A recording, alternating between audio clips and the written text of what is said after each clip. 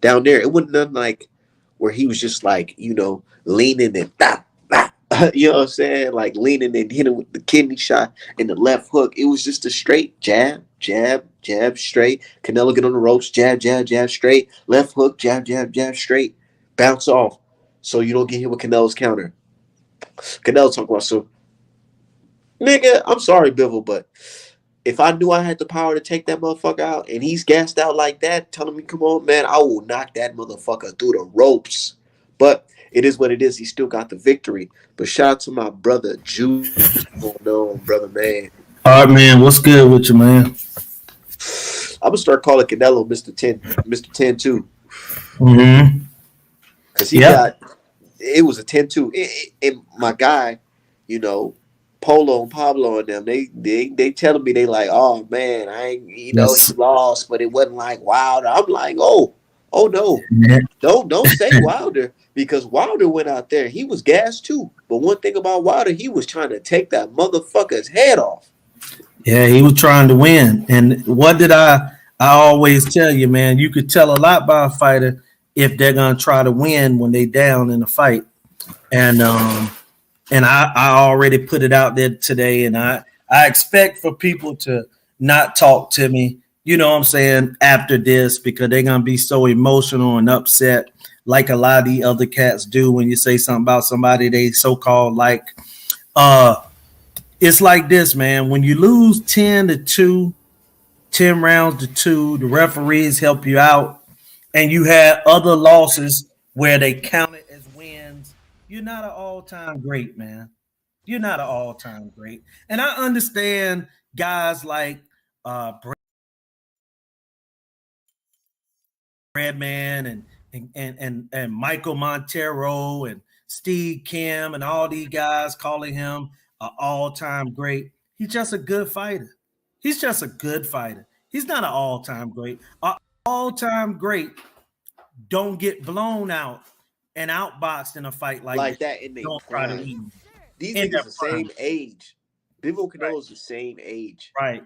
If he's in his prime, right. That doesn't happen, man. It's something that Layla Ali said some years back in regards to some fighter. She was like, in regards to Ronda Rousey, when Ronda Rousey got kicked in the head and beat up in one round or a couple minutes, she was like, yo, if that happened to you in your prime, you're not the fighter you think you are. And the same thing with Canelo. Canelo's a good fighter. But the thing was, and Art, man, this is something I've been saying, man, about these trainers. You get to see these trainers up close and personal. How can you have the same issue for over a decade? You have the same problem with boxers that move. You don't learn how to cut off the ring. You don't learn how to move your head. And what did I say to you last week in the lead up to this fight? The tweets that I sent out, and I said that when the bread man made that comment about he bound for a low level fight because he's been so hot, and I said no, he's been hot because of the level of competition. Look, man, this happens a lot in other sports, right? Say in college basketball, your first 15 games in the non-conference is against scrubs, teams that you should beat, like Caleb Plant or like Billy Joe Saunders, Caleb Smith, Yurdom. Those guys are guys you supposed to beat. Danny Jacobs. They just got decent names, but they can't really fight. First time he fight Laura, look at what happened. Mayweather, look at what happened. Triple G both times. You see what I'm saying? So that's what I'm looking at, man. Bivol beat him up, and the guy hasn't learned in over a decade. Bivol did the exact same thing every single round. He jab, jab, jab. When Canelo gets to the ropes, he throw the jab, double jab, triple jab, right hand, left hook. He did it, and then he start over and do it again. So come on, man. This ain't no exactly facts, Cozy. He didn't want to fight those type of styles. The same thing that not just me, but a lot of people do. And them stamina. Okay, Spo, let me tell you about them stamina issues. Stamina issues, guys have it when they don't fight at the distance that they want to, they don't fight in the rhythm that they want to, and they don't set the pace that they want to. Bivol was able to dictate the pace of the fight, and Canelo was gassed after the fourth round. And not just the fourth round. Did y'all see that the scorecards had him up 40-36 after the first 4 rounds? It's that kind of crazy stuff. Mustafa Boxing. I got to check him out, man. I don't have an IG, but you know what I'm saying? But I don't have no problem checking him out. What's going on, Check? Check, we need to get you up here, brother.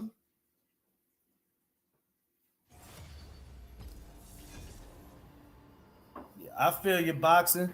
But yeah, man, that's just my opinion of this fight. The guy set the pace. Bivol set a little faster pace than what Canelo wanted to do. He saw right away that Canelo feet was stuck in mud like he always have fought. And like I said, man, if you make the same exact mistakes for over a decade, that's not just a you problem, that's the trainer problem. And Canelo has been with Eddie Reynoso since he was 11 years old. So it's time to make a change. But guess what? The blueprint has been out there, but people act like that's the first time it's happened. Yeah, definitely make that shirt. Definitely. Hey, I'm putting this painting that's going to my house too. Oh yeah, definitely. Hey, Art, man, I think Checkmate want to try to get on, man. But let me drop this link. Okay, but yeah, man, that's exactly how I saw it, Art, man. You know, this guy been making the same mistakes as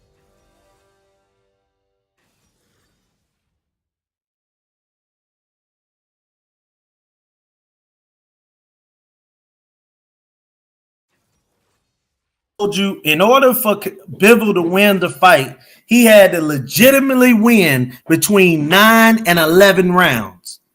And I know a lot of people were like laughing at what I said, and you know what I'm saying? Because it sounds crazy.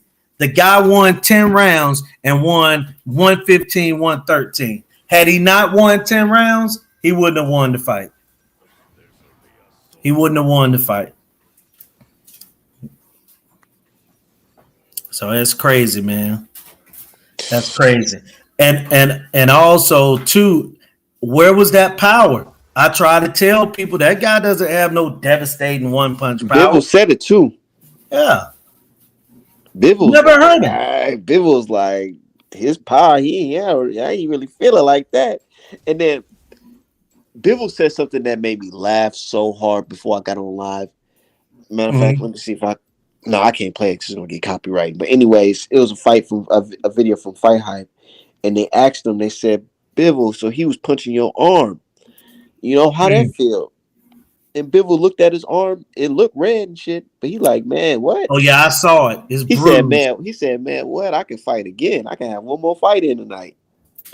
Hey, look, you know, here's the difference in, and this will go back to something we talk about, mindset. What's up, Cozy? What's up, Checkmate? What's going on? How you doing, bro? What's up, going Art? on? Chilling, man. Just we gonna break this thing down. We got the boxing world was so quiet today on Twitter, man. You know what they did, Julius? I couldn't find them. They just gave me the mic tonight. They just gave me the mic. Yeah. Oh yeah, man. You know they had to because the Dark Age is on us. Man. You know what I'm saying? The brothers is back. You feel me? Yeah, I couldn't find them. You know what? Art man ain't that bad. You know, I'm like, yeah, nah. I ain't gonna say too much, but I'm gonna let y'all know it's gonna get worse. I'm gonna keep on cooking on this shit because whenever y'all try to bring up Canelo's just this god and Charlo nigga, I told him straight up. I said, where was Canelo's resume last night? Hey, look, man. Where was that at last night? Hey, check this out. Nobody gave him a chance, right? And you know, Julius, I've been picking. Oh yeah, you've been saying Bivol gonna win. Yeah, absolutely. Because I didn't pick Styles make fights. I picked him because I knew after I watched the Pascal fight the other day, and I watched the Joe Smith fight. I'm like, he'd been hit by two of the hardest punches at 175. And there's nothing Canelo can bring that he hasn't already felt, and that's the same reason why when I picked Kambosos for the same thing, he's been in there with Pacquiao. What is Tio going to do that he couldn't do? So my thing is this, right? Now they're using excuses. Oh, it's the weight, is this, but nobody gave him a chance before. Did you see those odds? So all of a sudden you saying, all of a sudden you're saying that Canelo is unbeatable. He's the greatest of all time. He's this and that. But no, it's only Dare to Be Great after he lost, because this was supposed to be a stepping stone for him to get up to Macaboody, or you know what I mean, to get up to the next phase. This was just supposed to be a cherry pick, but I picked him and I told everybody, he's going to win. I have no reservations. I know he's going to win. You know what I mean? But guess what? The franchise champion lost. The franchise champion lost. Do y'all realize all the franchise champions have lost? Y'all realize that? Every single franchise champion has lost. Another one about to lose. Checkmate. Oh, I'm definitely posting that tomorrow. Or tonight, matter of fact. Can I just ask though, why is the Canelo, like these Canelo fanboys trying to give like when he got smoked? This is fourth time getting smoked if we being real. Why are they trying to up him up like, oh, it's great to lose? Bro, the man got smoked. This is fourth time getting smoked. He got his ass whooped with Floyd. Laura cooked him. GG beat the fire out of him, and Bivol just cooked him. Like, why are they trying to tell? Like, why are they saying that? Oh, why are they now trying to give him excuses saying that? Oh, he should have just never went to the weight class. The man knew what he was doing when he went up at 175. He could have fought Charlo. Man, look, it's not no secret, and I don't know why anybody acting like it. The deal was there. Fight Charlo, fight Spence or Benavidez, and you get the cool $100 million, and you gonna look like a superstar on Showtime doing it. But you said, nah, fuck all that. I'm fighting on my own terms, so I'm gonna fight Bivol and Triple G, and John Ryder. Well, to get in here on that, the reason that I feel he took the Bivol, Triple G, and John Ryder role is because it was 3 Eastern Europeans. And he had got so used to feasting on Eastern Europeans. He also felt that Bivol was a boring fighter. He'll be able to out-hustle Bivol. He thought Triple G old, I'll beat him. Ryder can't fight at all. I'm going to smoke him. And that's what he wanted. He was sidestepping the black talent, and that's what happened.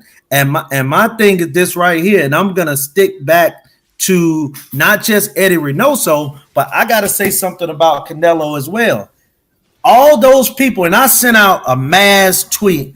I might have tagged about 20 people on this about physique and going up in weight, and how did y'all see at the weigh-in how Canelo body looked better at 175 than it did weighing in at 140, 54, 47, 60.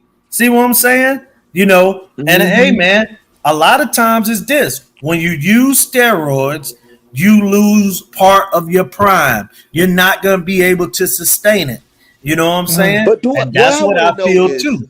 What I want to know is, nigga, you went in there and you was gassed in the 3rd round. That was because of pain. You didn't see this? I could have sworn he was gassed in the second. You didn't see this in sparring? That's what I'm saying. Like, when you was sparring dudes, y'all didn't feel Art, like, no, I ain't gonna lie. This is Art, man, that had everything to do with the pace of the fight. Bivol dictated the pace. This is what Canelo used to do when he fought Lara, when he fought Trout, when he fought Mayweather, when he fought Triple G. Everybody that was good enough to set a pace, even Austin Trout, set a pace on Canelo. He always tired out. He hasn't been tiring out since the clembuterol situation came up. This guy has always did that. That used to be the knock on him. And this is Let me just ask Julius a question. Yeah. Real quick. Why do you think we know Canelo has stamina issues. So why do you think he came out in the first 4 rounds so aggressive? You think what was that all about? Because he wanted to get a lead on Bivol. He wanted to get ahead in the fight, and he was trying to get ahead. It looked like it should have been 2-2, but he actually did the right thing. He was up 4-0, and he hadn't did anything. But it was over at that point. He was trying to test Bivol, also see if he can, set a pace. He started up throwing his hardest bomb. Yeah, and one last thing I'm gonna throw in there, and I'm gonna be quiet for a few minutes, man, is the fact that this guy, Caleb Plant, had the nerve or the audacity to send out a tweet today and act as if he wasn't a coward, because people now are saying that he finally fought someone that didn't want to lose. And and then Caleb starts saying that the only reason that he did what he did was he was trying to sit down. Yeah, make Canelo say how good he was. Some old lie. But anyway, I'm gonna be quiet. Y'all go ahead, man. Yeah, my thing is I noticed. Yeah, I was gonna say. Go ahead. No, go ahead. Go ahead. All right. Yeah. No, you can go ahead. You go ahead, my brother. Hold on. No. Let's look at what the fuck this nigga Caleb Plant said. He said, I started hollering. I think a lot of you silly motherfuckers really think when I asked him, I'm pretty good, huh? Y'all really think I was looking for approval, but I already knew. No, I'm a great fighter, not a good fighter. He thought it was going to be a cakewalk. So when it wasn't, I wanted to I wanted to hear him say that. Nigga, this is my face reading that bullshit. I was like, yo, he need to sit his ass down. Nigga, if you don't get the fuck out of my face, nigga. Man. and just to ponder back on the stamina situation real quick, if he couldn't keep up with the pace of Bivol, and after I say this, I'm gonna let everybody have it, but I just want to say this real quick. If he couldn't keep up with Bivol's pace, it ain't no way in hell he's keeping up with Spence's pace. So it's a good thing he rejected that $55 million. And it would have been the embarrassment. One thing, checkmate. Exactly. Would he even get past Charlo? Let's keep no. Let me say this. I think he would have had a better shot at Charlo than he would have at Spence, but it was the embarrassment level of Earl Spence moving up 3 weight classes, beating you up. And that would have been just like what Manny Pacquiao did to Oscar De La Hoya. See, he lose this fight, he can always come back because he can say, hey, I fought a big guy.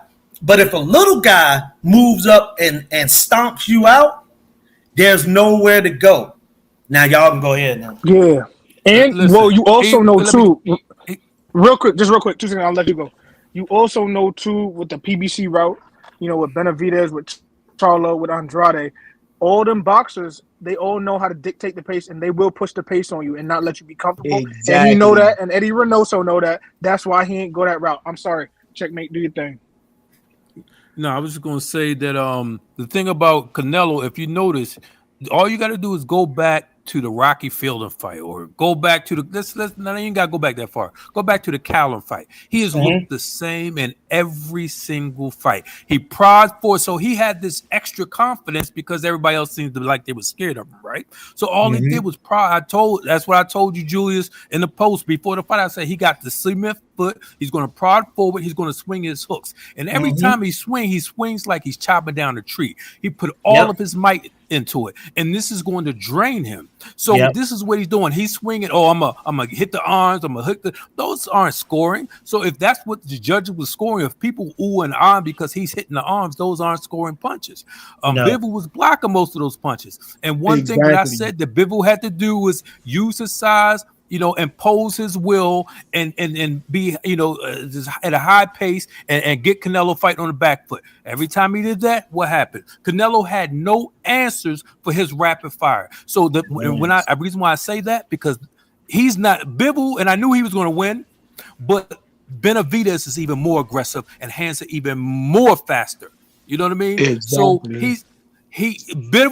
Benavidez is a monster. He's just super aggressive. he could probably will knock Canelo out. You know why I say that? And I know Art made this comment yesterday as well, because I said yesterday during the fight, I was like, if Bivol would have pressed on the gas, if he'd have pressed the issue, he would have knocked Canelo out. You know what I mean? Hold on, it's like, man, he was being very patient. I was like, yo, am I tripping? Or did it seem like you're right? Like Bivol could have sleep dude last night. Bivol gave him Bivol eased up on him. He was being patient. That whole sitting on the rope shit, I was like, man. Listen, I seen David Morrell in person fucking knock out a Fox like that on the damn ropes. Bro. I'm like, yo, I'm sorry. I know Canelo and Fox ain't the same fighters, but nigga, a gas fighter is a gassed fucking fighter. Exactly. And the only reason why Canelo was calling him in because he was dead ass tired, right? But think about every time he called him in, he didn't even throw a punch. They was waiting. Canelo was taking a break, but Bivol was like, okay, I'm gonna wait this out. You know what I mean? But Bivol could have went in because Bivol could have knocked him out. Every time he did a rapid fire, Canelo had no answer. So, like I said, I had a 10-2. So when I saw those scorecards, I was like, the fix was in. What was how you know should I be didn't even see the scorecards. How the cards was? Bro, somebody gave them the cards. Somebody gave them those cards. You know what it is? They counting them dumbass arm punches that he does. Those not even points. Right. No, but here's the thing. Here's the thing that I was to go off the scorecards that I think is highly questionable. It ain't highly questionable. It was cheating. Everybody had the exact same rounds in the fight, scored the same, and the exact same score. Everybody gave him the first 4 rounds, so that meant everybody gave Bivol 7 out of the last 8. And it seemed like they already knew what the score was going to be before the fight started. Absolutely. They knew what they was going to do. It's impossible because they gave him rounds he didn't win, first of all. Even CompuBot stacks will show. Like, I don't trust CompuBot because I've corrected CompuBot plenty of times. You know what I'm saying? But my point is, it can't have that wide a disparity and actually give Canelo rounds that he barely even threw anything. And when he was throwing, he was hitting on the arms. And then he was trying to get the uppercuts, but they never even punched through the guard. You know what I'm saying? Get through it. And Canelo was, I ain't gonna lie, to Canelo's credit, what I did like at first, but then he slowed down on. I'm like, dude, you tripping. It was working a little bit. He was throwing the jab, 2 jabs in front, and then he'll throw that right hand. Mm-hmm. And I'm like, dude, you could have kept on doing. Throw your jab. Where's your jab? He abandoned it in like the second, third round, and I was just he ain't a smart boxer. That's exactly why. If his IQ was up and everything, like all his fans said it was, he would have stuck to that and would have started doing more things. If I can't do this, then let me switch up my game plan. The man had no game plan once he saw he couldn't hurt Bivol. Y'all seen that though, right? Where he was throwing 2 jabs and then threw that right hand, and it was going through right through his guard. I'm like, listen, he was changing level. Yeah, he was changing levels at the start of the fight too. That's how he opened up for that uppercut that was landing in the first couple of rounds too. But Bivol made the adjustment. You feel what I'm saying? He started dipping down with the high guard and stuff like that, and he started blocking more shots. And like you said, Canelo, not only did he not make any adjustments, Canelo don't got gears. Like, if you remember the Spence Ugas fight, Spence, you see after like 6th round, 5th round, I should even say the 3rd round, he started pushing the pace, picking up, throwing more punches. Canelo, the total opposite, bro. First 4 rounds, he's throwing a bunch of punches. Then you just see the output going down and down. I know a CompuBox said he threw a whole lot of punches in the later rounds, but he really didn't, bro. Like, man, Canelo, it was all fake. Oh my God, them soft man, it was nothing, bro. I swear, after round 2, this man was gassed. Done, bro. Was done. And let me tell you something too. Canelo, there's no way. Because I've seen Chapo Reynoso, whatever his name is, the grandfather, he said in the Mayweather fight, yo, it wasn't a draw. He know how to score cards. They knew they was down at the end of that fight. And Canelo didn't even try to press on the gas in the 12th round. He was content losing. He did the same thing. Because he was gassed. He also got on his bike, too. And part of that fight, he got on his bike. Yes. Canelo said he won. That's what I'm disappointed in. Canelo actually thought he won. The man a fraud, yo. I'm telling you, he's a fraud. He didn't accept defeat at all. I gave it 10 too. Somebody's phone is echoing. Yeah. Let me see if that's mine.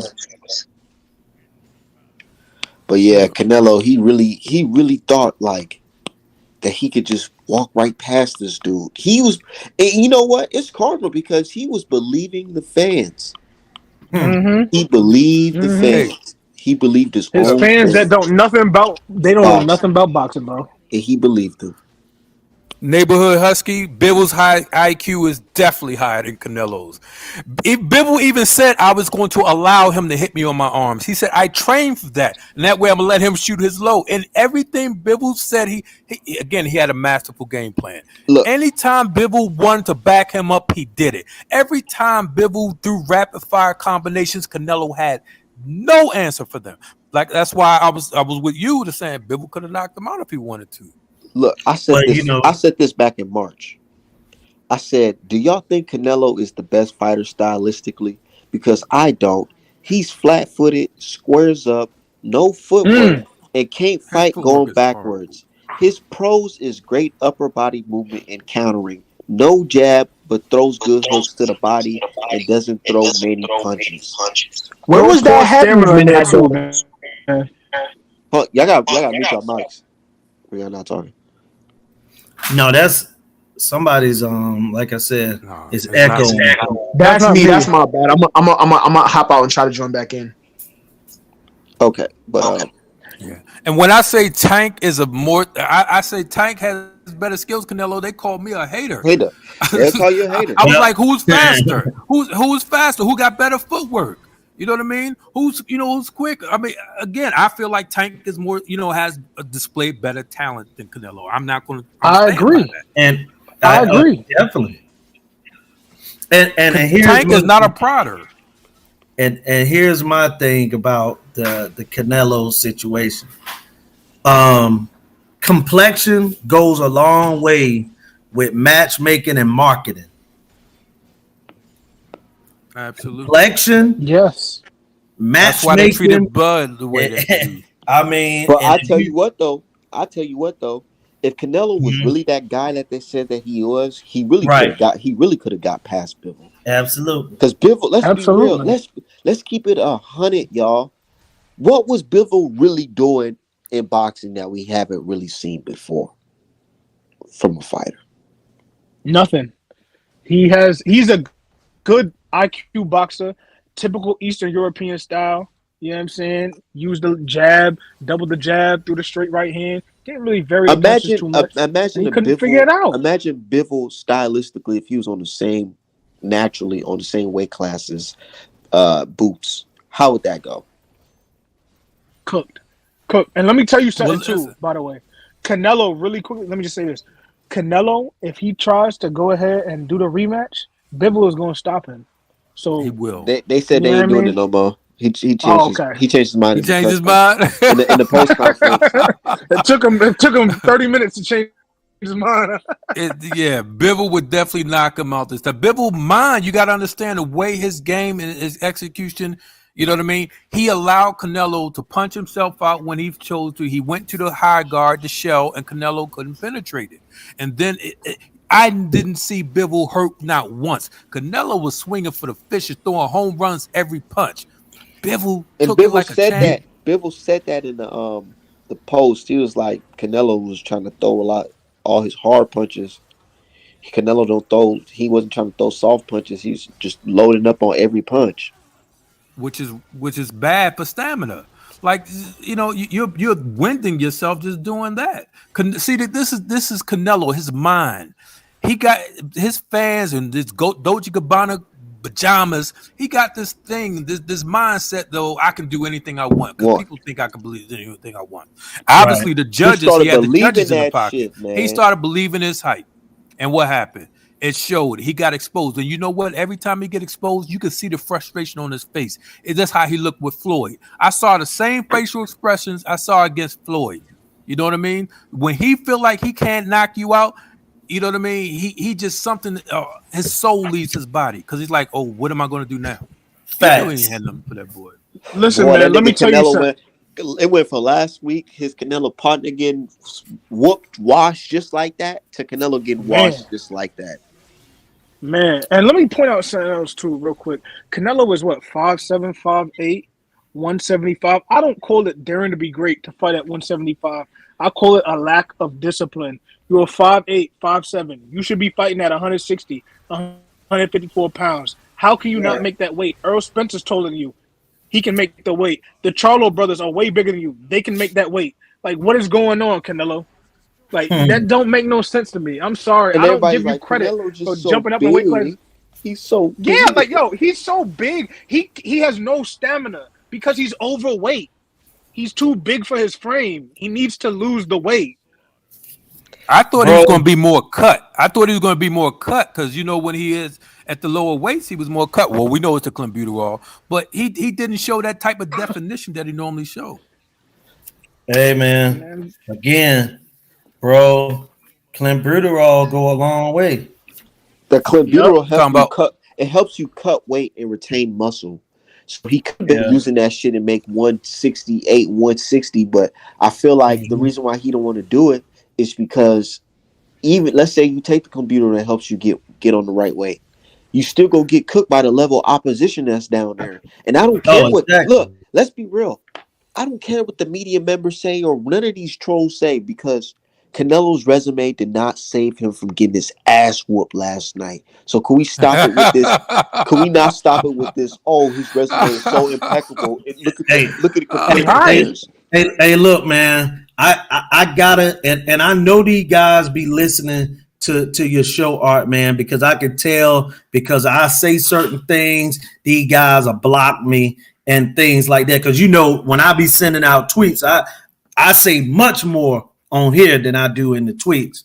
But I gotta call guys like Brad, Michael Montero, Steve Kim. I gotta call these guys out again. The reason Dan Raphael, the reason I gotta call these guys out is because, man, at what point that's why it's easier, Art, man, to watch. I know you don't watch a lot of basketball or baseball. Sometimes it's easier to watch those sports because a lot more people are going to look like us, will be more willing to tell the truth about a guy. And that's why I'm shocked that Brad, man, for lying, he might not intentionally did it, but to say that this guy resume is so awesome. Look, don't get me wrong. It's an accomplishment to win a world title, because how many people start boxing ever do it? But when you start talking about an all-time great, all-time facts, he who greets with fire, all-time great. That means, bro, you putting them up there with legends like Ray Robinson. Look, there you go, right there. He's not the best Mexican. I told people the best Mexican fighter, you know what I'm saying, outside of Salvador Sanchez and Julio Chavez is Juan Manuel Marquez. Eric Morales. Remember last week, Art, man, we was on and I was talking about Eric Morales, and someone started telling me Eric Morales wasn't a legend. Like, these guys are crazy, man. Those guys are legends because they were able to go in and beat slick black fighters. Canelo can't do it. Man, even putting him in the same sentence as Floyd Mayweather is crazy, because last night, again, proved it again to me. When Canelo was down, he tucked his tail and accepted defeat. Floyd Mayweather, when he's down on the cards, he goes for broke. He puts it all on the line and gets the W. That's the difference. They need to stop putting them in the same sentence. Hey, look, I was just talking about Pernell Whitaker. This was a guy that won over 30s, maybe 39-2, 39-3, and 1, or whatever was the end of his career record. 44-1. 40 wins, 4 losses, 3 losses, 1 draw. But here's the thing. I seen Pernell Whitaker with 15 knockouts, 16 out of 40 wins, was down in a fight in the 11th round, had lost 9 of them, came back and won with a Hail Mary knockout. Like, guys were willing to die, get knocked out. And that's why I say people, even though Ugas got beat up and beat into submission, I mean, you got to give him credit because he stayed there trying to win. Whether people say, "Oh, he was stuck in mud," okay, but he was there. Canelo was there. He didn't give that same effort. Man. Matter of fact, he was very excited singing after the fight, dude. Yeah. Like we got to talk. Listen, this is when I man. Listen, Hold on. I start losing for. Hold on 1 second. This is for fair use only. I ain't trying to get no copyright strike. But I just want y'all to see something that just made me laugh. So I was like, yo, what? I was like, yo, this can't be real. Hold on. It's around the time where he picked him up. It would maybe really feel like somebody can beat his ass, dude. Look, somebody up. Look at this shit. Well, somebody decides to punch with him. Fair use only. You got to punch with him. And he got pissed off because Canelo was trying to do his little move. He tried to. Yeah. Frustration, man. He tried to do his little move where he hit you to the body. Mm-hmm. Look at that. That punch ain't had no steam in it. Right there. Prod, what's good, man? Look. Hold on 1 second before we get it. Right here when he tries to hit the body. Trying to do his move. He punched it right while he was trying to do that shit. Oh my God. He thought he was going to fold like the rest of them, bro. Hey, the crowd just ate that up when he picked him up. They probably gave him a point for it. Oh yeah, I was about to say they gave him 2 points for that. But what y'all think though? What do you think, Crod?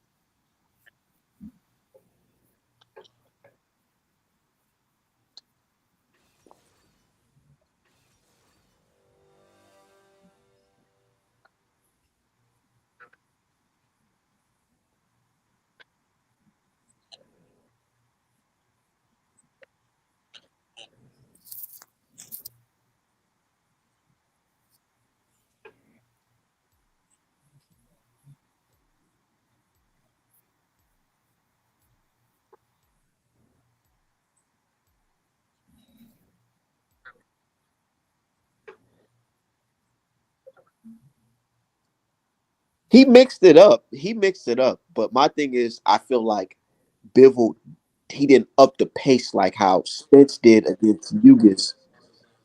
Because like dude just said earlier, he said, man, Spence, he switched it to another gear when he fought Hughes ass. Canelo Alvarez was in the same motherfucking gear all fight and just started slowing down.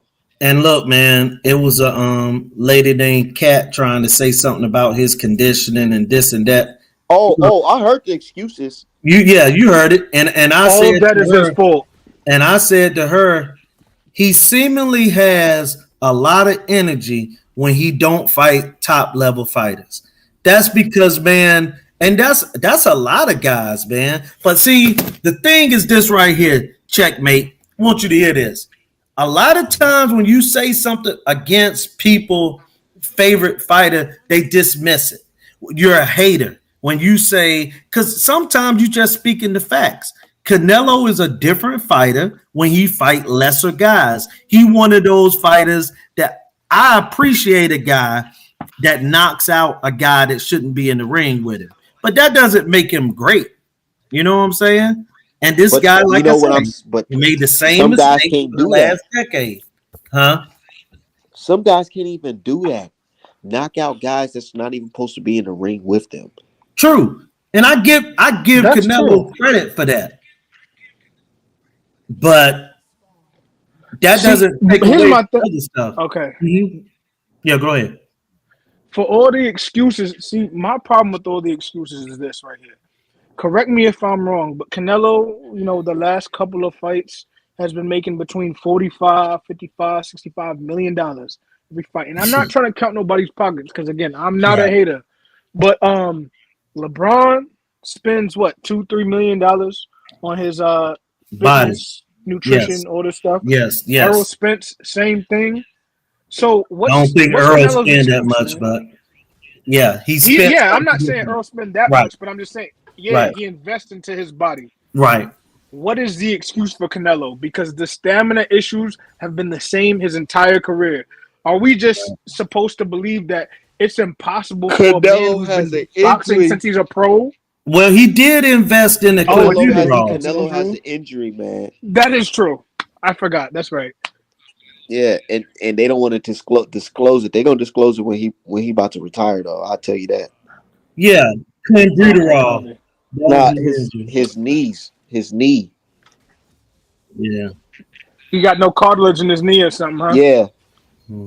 Something like that. Well, you can swim and do other things stamina-wise, and you can run in these non-gravity things. I used to be a college athlete. You feel what I'm saying? Yeah. There's ways to get around that, bro. I know. Exactly, brother. I played.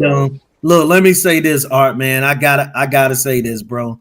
I played, JUCO baseball for a year, and brother, that ain't no excuse. Oh, my knee ain't got no cartilage. In the boxing ring, basketball court, football field, baseball field, yes. Inside the ring, no. You know what I'm saying? Right. Because they're gonna start trying to use that excuse, but are we gonna also that's what's gonna happen. They're gonna make it now this astronomical thing that he was able to fight his whole career. They're gonna say with no cartilage. You get what I'm saying? I know. It's coming. That's it's garbage. Coming. It's coming, but it's garbage. But so, what do we say about the clenbuterol? And look, that's why I don't honestly count. look. Let me tell y'all. That's why I honestly feel like he tried to go that European route because he knew that, man, my knee is messed up. I can't really keep up with these other type of guys. So let me, let me go ahead and fight these guys who's gonna sit right in front of me. Oh, that's definitely facts. But another thing, we gotta call out Eddie Reynoso. How can you in back-to-back weeks, your fans? I mean, not only that, but you couldn't even give them your instructions. Yeah. Hey, let's talk about it. Canelo, you got to let the hands go. Oscar, you got to let the hands go. Come on, man. That's all he said. What's the opposite?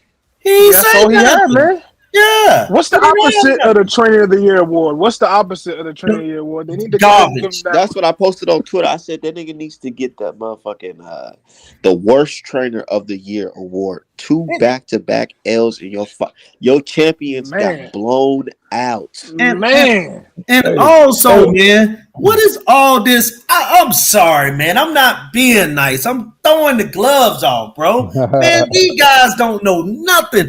I wish we could play Roger Mayweather right now. These guys don't know boxing, man. How can you sit here and act like beating Billy Joe Saunders or Caleb Smith is a great accomplishment for a world fighter? Not no domestic fighter over there in Great Britain, but a fighter here. Man, please, man. Listen.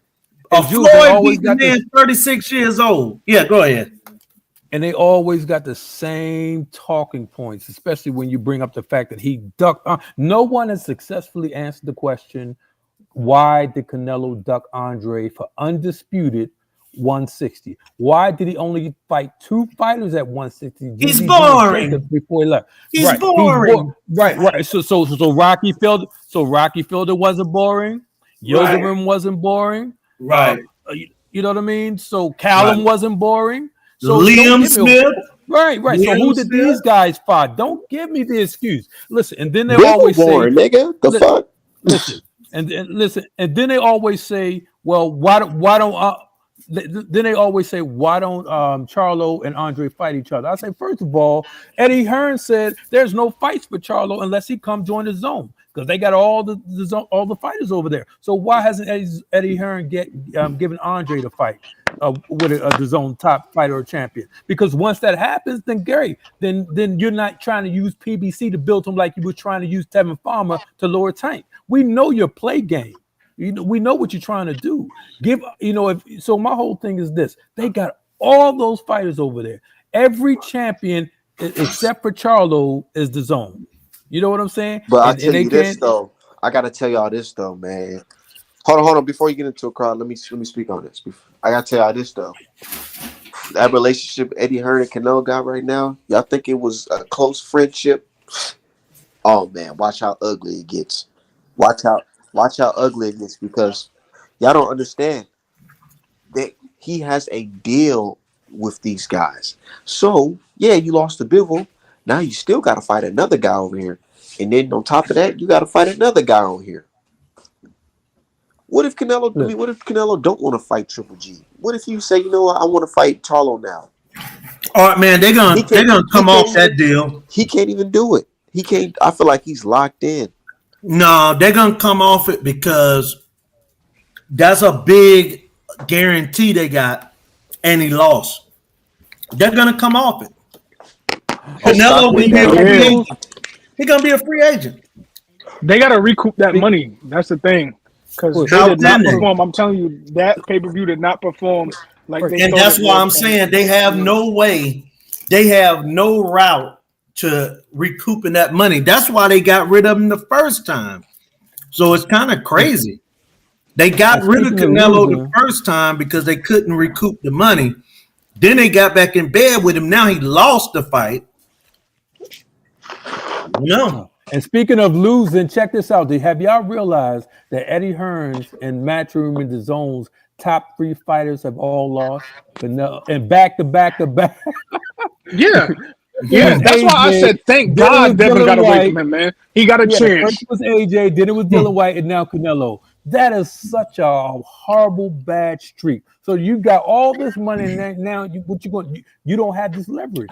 I think Eddie Hearn has been horrible for boxing personally because he's been hijacking the belts. He's been hijacking. He's been down talking, making disparaging remarks about fighters he shouldn't make based on, you know what I mean, resumes. And how are you going to call somebody out about their resume when you have all the top fighters that you already said that you was going to blackball them and not give them those fighters? But yet you want to say who he's fought. Well, if all of your fighters he keep approaching, Jaime McGear, GGG, Canelo, if they're all saying no, then who else is going to fight? You know, so I'm glad Eddie Hearn this is the same thing that happened to AJ when they was in New York. Remember he had the bow tie on with the tux.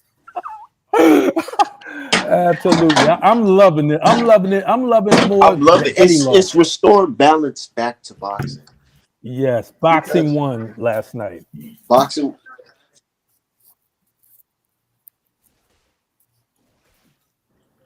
Sure. Yeah, you could a little bit, but I ain't trying to really talk about Tevin Farmer. We're trying to go back to the meat and potatoes of the conversation. Yeah.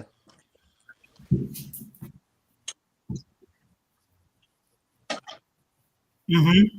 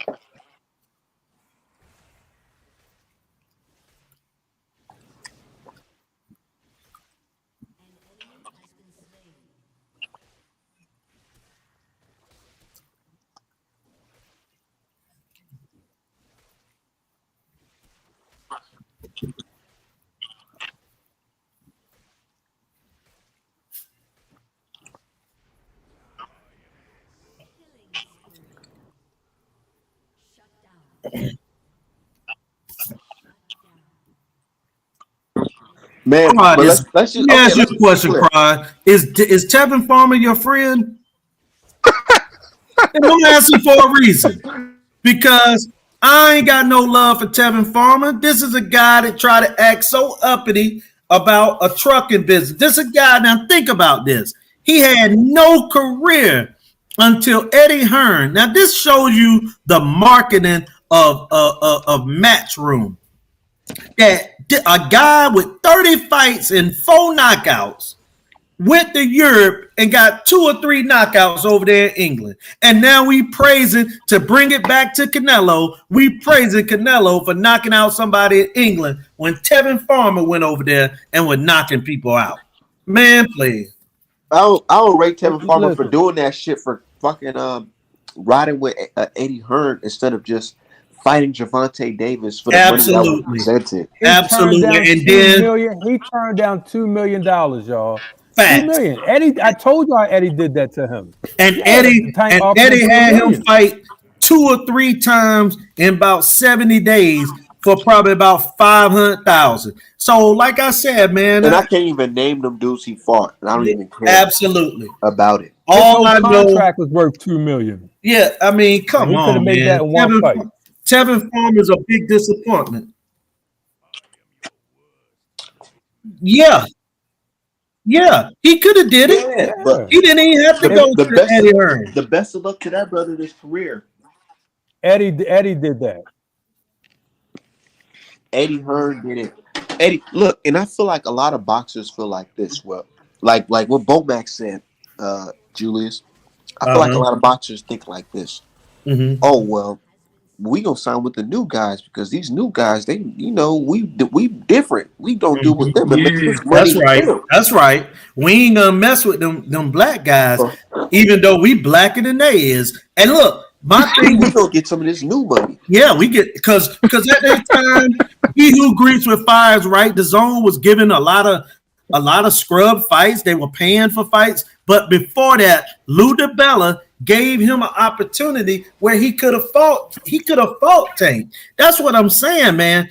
Like, these guys make up these stories, and some part of it is true, and we don't have no direct knowledge to say, oh, he's 100% lying. So they take a little bit of truth and then the unknown, and then they make it into a great story. But Tevin Farmer, he fighting over in Ghana, right? Right. So good luck. No one's gonna watch, and right. You know what I'm saying? And do your trucking business. And he was bragging, talking about, man, I gave a homeless guy $70,000 and a brand new job, and driving one big truck, man. Screw. Look, bro, I don't get him. Huh? Eddie did him wrong because it was the rematch. Eddie firm about honoring rematches. He took he took Ruiz to court. You know what I mean? Bro, to make sure they did their rematch. He was getting ready to. He filed the papers. I posted. I made. He filed it. I got that. Eddie Hearn don't care nothing about no Tevin Farmer, man. But my thing was, they had the rematch clause, and Eddie just discarded him like a cheapo. He never even, you know what I mean? He used him to try to lure Tank to the zone. Tank was not a chance in hell Tank would ever fight on the zone. Oh. And once Eddie figured that out, then he just like boom. Hey, but hold on, man. We talked about Tevin Farmer. Let's move on to somebody else. That's what I was going to say. I want to say something about this hero that died today, man. His name was Maurice Bickham. And he was a guy, he died, he was 98 years old, man. He served like 38 years in the pen. He from Mississippi for killing some Klansmen cops. Killed about 2 or 3 of them Klansmen. So that's a hero right there. That's the stories I like to hear. No rest doubt. In power, hey, rest in power, brother. Huh? Send me the link on that. Well, I got it. 100%. All right. Yeah, go ahead. But hold on, we got to get back to Canelo because that's what I was about to ask y'all. Let me ask y'all a question real quick. Canelo. Now let's talk about this pound for pound list real quick. You feel me? Because he's off allegedly number one. And you got caught with pants. You're off mine. Yeah, man. Dimitri Bivol. Let me ask y'all a question though. This is let me ask you: was Bivol on any one of y'all pound for pound lists before yesterday? Nope, he is now. Nah. Bivol was in my like top 15. Yeah. He on my number 10 now. I put him on the number 10 slot. So and I took Canelo off the list. Okay, there's my next question to follow up. So now, since Go ahead. yeah, but here, what I was gonna say is, so if he lost to Bivol, where's Canelo now? Canelo's off my list. He's gone. I bet. Yeah, he gone off mine too because number one, I never felt good about putting him on no list. No way. I mean, I don't like those guys, man. That get busted and stuff like that. And like boxing say in the chats, you know, he got a lot of losses, and all his wins to me were cherry picks. And I told people the only fight he showed separation is against guys who pose no threat against him. Right. You can cherry pick big guys. You can fight higher weight class guys that look, man, if they wanted to market Earl Spence, they could have Earl Spence move up to 154, knock out Tony Harrison, knock out Lubin, knock out Lubin. Knock out Lubin, knock out Tony Harrison, knock out Charlo. He'll be the undisputed champion, and we can say, let's put statues up on the wall of him. But then when we break down, Errol Spence at 154 pay-per-view against Julian J Rock Williams. Yeah, he going in and beat J Rock. Like you know what I'm saying?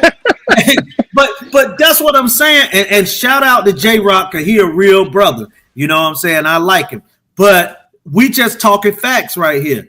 That's what they were doing with Canelo. Canelo could go up. He beat a guy that was an okay fighter, and you make him into some magical being that he just beat. Bro, the whole Eddie Hearn gave us the game. He told us, he said, man, paying for media members, who don't? When he said that shit, I said, and then I see all this positivity fucking articles about Canelo and how he's this, and that. Whenever he's on the zone, I'm like, yo. He ain't the only one. Mayweather pay for them guys. Top rank. And listen, Art, Checkmate, Cry, all y'all, man. You'll know guys that are getting paid when you make certain comments and then you be blocked from people that you ain't never had any interaction with. They blocking you because that's the propaganda, man. These guys are doing it. And here's the other part. They're not doing it for no real money. They doing it so that they can continue to get tickets into these fights. Or one night they might say, well, just going to use this guy for example. Champ side, we'll get you a hotel tonight. I'm just using it for example.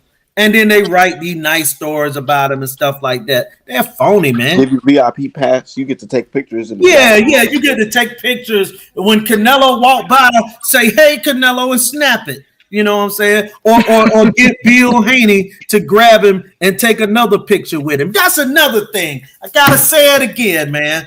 I'm so glad Canelo lost because now Bill Haney can stop cooning. Bill Haney can stop cooning. Man, hey, 1 second. Let's talk about it, man. I ain't want to bring it up. I'm gonna have to bring it up. Somebody made an interesting post last night when Shakur Stevenson was tweeting about the fight. Shakur said, I don't know how to score this fight. It was around like the 10th round or 8th round or whatever.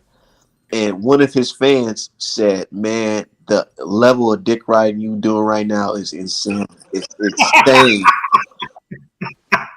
I said, oh my God, man. I didn't even want to comment on that shit because I was like, bro, it looked bad. I totally disagree with him. We all see Canelo losing, and y'all talking about I can't score right now, and Canelo looking good. He gonna dominate. All that type of shit. Niggas like, man. Hey, all right, man. I saw you had look. I think you was being facetious, but you said, "Oh, I got Canelo up 4-0," and I was about to send you a message like, "What the hell are you looking at?" But I was like, "He's just joking." I said, "He just trying to light a fire." No, I ain't say I had Canelo 4-0. I had Canelo 2-0 at first. And then I started seeing like, oh shit. And then Bivol started putting. Let me tell you something, Art, man. You know, some people drive the train to work. You know what I'm saying? Some people ride the bus. I just need a lot of these boxers to stop riding Canelo's dick. I'm gonna keep it a buck with you, bro. They Because what? it's like, man, these guys, yo, all this untouchable and all this stuff, it all looks crazy. But you know, speaking of Julian Williams earlier, Julius, he had a nice tweet yesterday. He said, same people that said Canelo could beat and wanted to see him fight Usyk for the heavyweight title are the same people that are now saying Bivol was too big. And that is facts. 100%, right? J-Rock dared to be great. Like, no, you know, he dared to loss is what he lose. That's what he dared. It wasn't had nothing to do with size because Bivol wasn't being that aggressive. He only turned it on when he needed to. Canelo was still trying to stalk. So don't bring up the size thing. It ain't like Bivol knocked him out. You know what I'm saying? So yeah. I mean, they're just he excuses. Man, missing with that. He got Bivol was not pulling the Tyson Fury, man. Get the fuck out of here. Man, facts. Because he got a when you talk about heavyweight somebody title losing the weight as an advantage, that's exactly what Tyson Fury doing. Leaning on you. And I got a question for not Tay. doing none of that. I got a question for Tay. Tay, how much money you gonna get from Canelo? Just a question. How much you gonna get? But look, back to what we were talking about, though, man. I'm just sick of this cooning and stuff, man, and this riding that's going on, man. And checkmate, you be putting up the right. I'm just saying, checkmate, you put up the right picture when you have the gay guy looking behind, man. That's the greatest. That's one of the greatest memes I ever seen because that thing is accurate, boy. Wow, Roddy Canelo reverse cowgirl style. Absolutely. Yeah. Biting that bottom lip.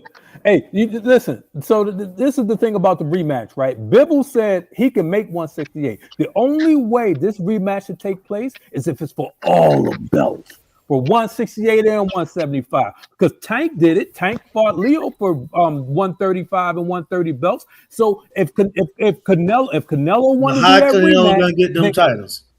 Well, if Canelo want to do that rematch, that's what Bivol got to say. We're gonna do this if your belts are on the line for undisputed 168. What belt he got at 68? Canelo got all the belts at 68. So they ain't stripped him of one of them titles? No. Yeah, hold up. Now let me tell y'all something about. But they did crazy, bro. Let me tell you something about the history of boxing. I have seen guys that be undisputed or unified move up in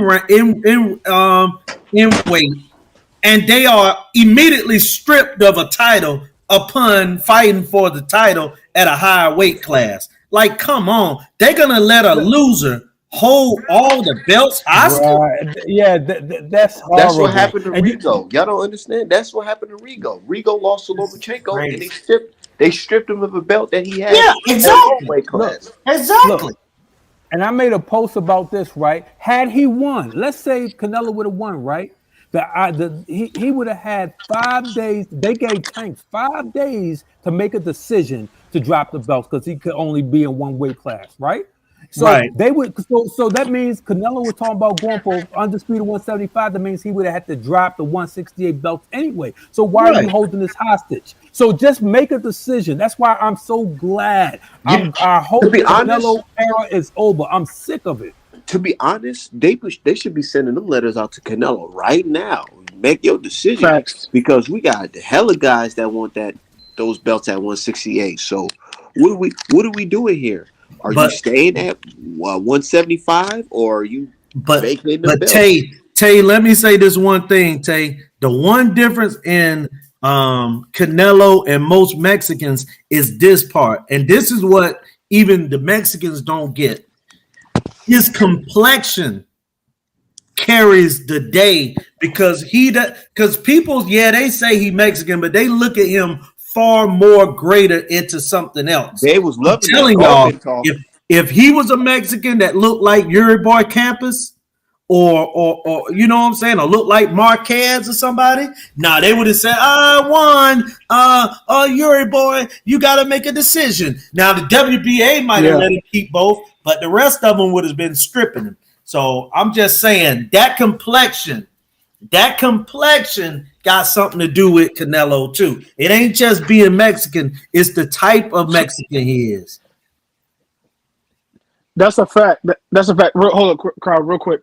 Also, speaking of stripping the titles, you got to remember Eddie Hearn fighters do this all the time. Remember when Kell Brook went up against Triple G, lost, then came back down. Excuse me, still kept his belt, and then fought Spence and lost the belt. But they were going to let him keep that belt. You feel what I'm saying? So Eddie Hearn got something with these organizations. You feel what I'm saying? Like where they kind of like hold it down for these fighters a little bit too. You got to remember that. Yeah, you're paying them.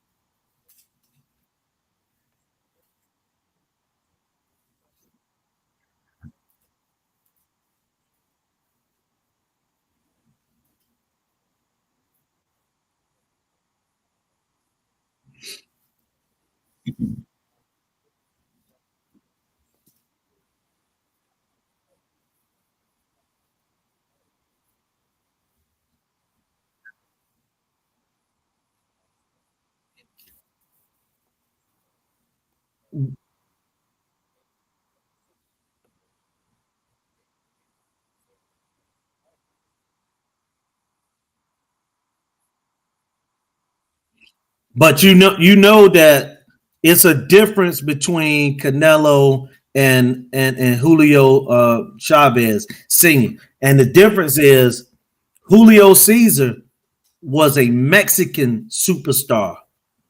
Canelo is more of a Mexican American superstar. He's a bigger star here than he is over there. So the fans are different. The fans in the other countries, everybody. I mean, think about this for a second, guys. Fans that are in Colombia, Mexico, Brazil, Germany, France, these people will kill you about sports. They will actually murder you. So they're not going to give you passes. American fans, Mexican American fans in boxing will give their stars a pass. The only European country that allows their fighters passes is England. You know, you can quit on the stool and they'll praise you. I've seen guys quit on the stool and they give them a standing ovation.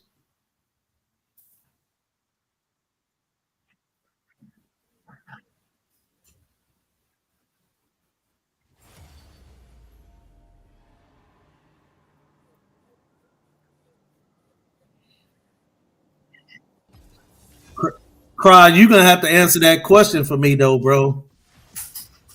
I've never seen a loser so happy as I have Amanda Serrano. You got to answer that question, bro. Amanda was robbed. Man, Amanda was like, yay, boxing won tonight. And she said, I can't wait to go spend that money. She went and spent the money. It was for her. I mean, she was. You got.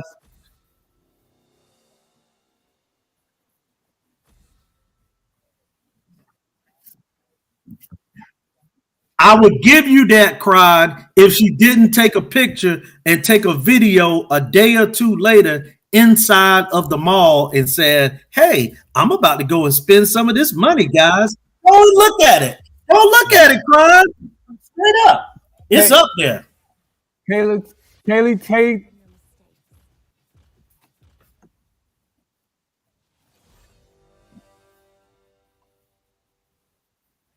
Mm-hmm.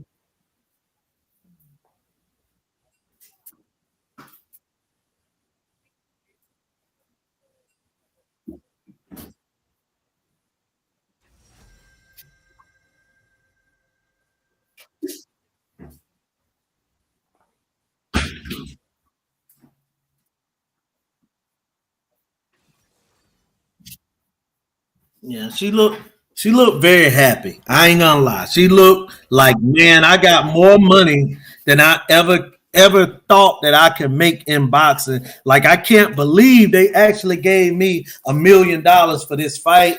And she just, and I mean, and not just that, but I just heard about Katie Taylor and Amanda Serrano to really sit there and watch them fight. I mean, nobody used a jab.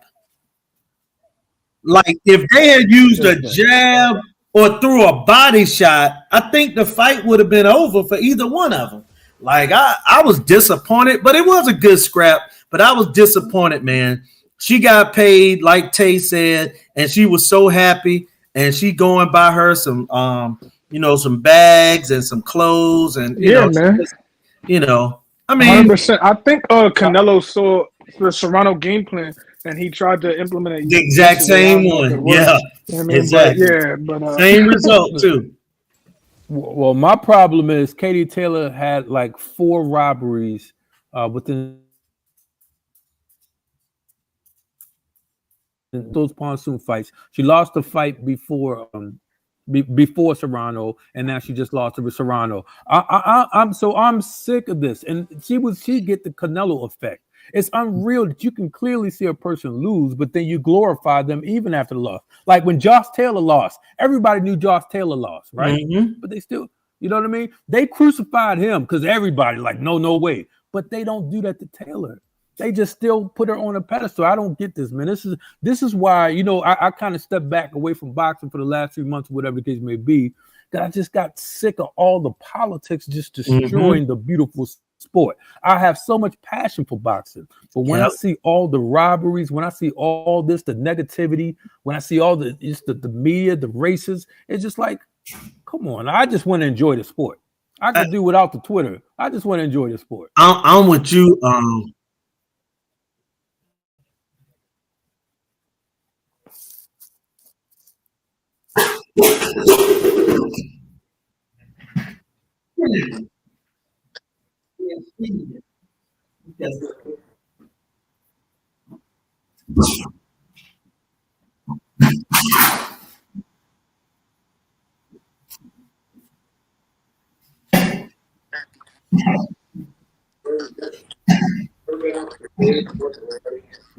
Hey, I'm with you though. I gave it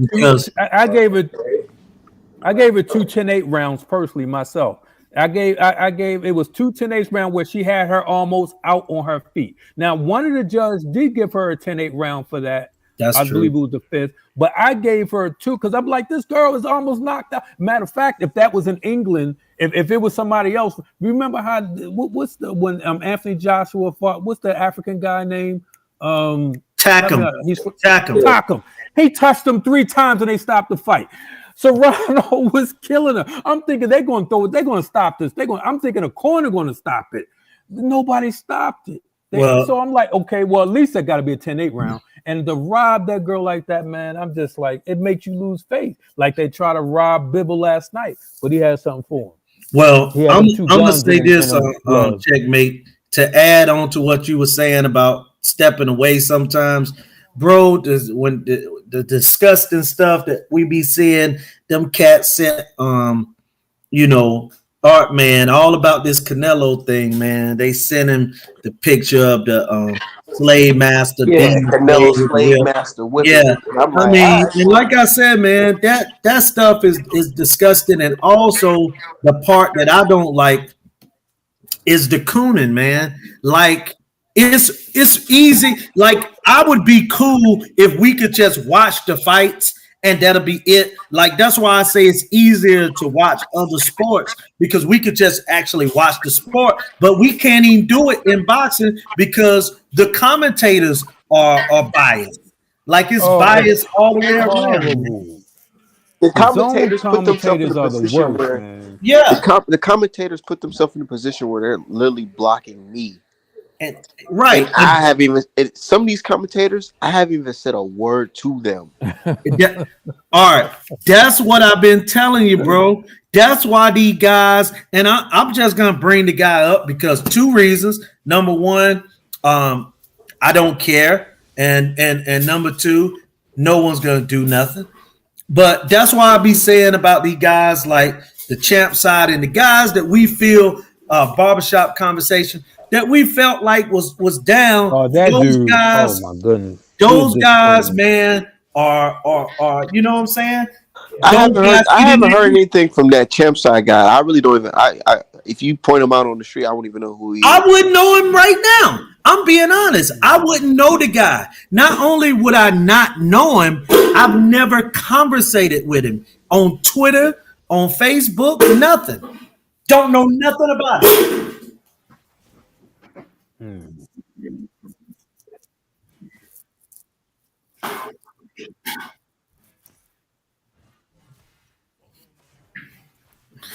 Bro, like I said, man, these guys got they got people out there that, like I said, they got people out there that tell them who to talk to and who not to talk to. That's just what it is, man. And these guys come up with these sayings, and they always act like they down for the brothers. But when it come down to it, all these cats want to do, man, is get a check. And that ain't the way that you really get money. Like, why is it that when black folks have to get money, it got to be this humble butt-kissing situation, but everyone else is free to be themselves to get money? You know what I'm saying? He who agrees with fire, I hear you. But like I say, when a person like yourself is a little too outspoken for these guys. That's all I'm saying. He who greets with fire. I just think boxing as a sport in terms of journalism is corrupt and is horrible, because I saw a journalist today just randomly bring up Deontay Wilder, about the Canelo fight on Twitter. Yeah, I'm like, why is a journalist taking pot shots at a fighter that he's supposed to be covering? Yeah, because they tried the journalist media ethics and all this. Yeah, he tried to say something about Wilder making excuses, and then it was reported that Canelo said, "Hold on, man, I think I won my fight too." And everybody was like, shit. I mean, he's breaking all type of journalistic code of ethics and all this stuff. And these are the people who are supposed to be the tastemakers in the sport. They're supposed to be the people who are drawing fans to the sport. And you got these people sideways hating on these boxers that aren't even a part of the fights that they're currently talking about. It's insane, bro. Hey, you know what's so crazy? Yeah, you know what's so crazy is, especially with Ring, right? Like, what's the guy in England? What's his name? The one in the UK, Tom Gray. Tom Gray. Let me tell you something. I don't know if y'all caught my post that I did today. I've done it in the past where he had he celebrated Canelo's. He said Canelo was making history. It would be his third division for the WBA World Championship title against Rocky Fielding. But that was in 2000. Yeah, I got this right. So he wrote this spread. He did a magazine spread. He was Canelo making history, his third weight division. Is right. So then, and then in 2021, he did the same thing on Tank, but he said, "Oh, the 140 regular title. This is I remember. This is a travesty. How could he even do this? This is not even a real." I'm like, and so I called him on it, right? And he talking about no, he. Look, so I put it right. I remember that. Everybody was like, "Oh, hold on, man, that's clear racial bias, right?" Yeah, it's 100% racist. That's why I don't respect anything about him. I don't even respect a little lesbian-looking Dougie either. I don't respect any of those guys, man. Who all they do is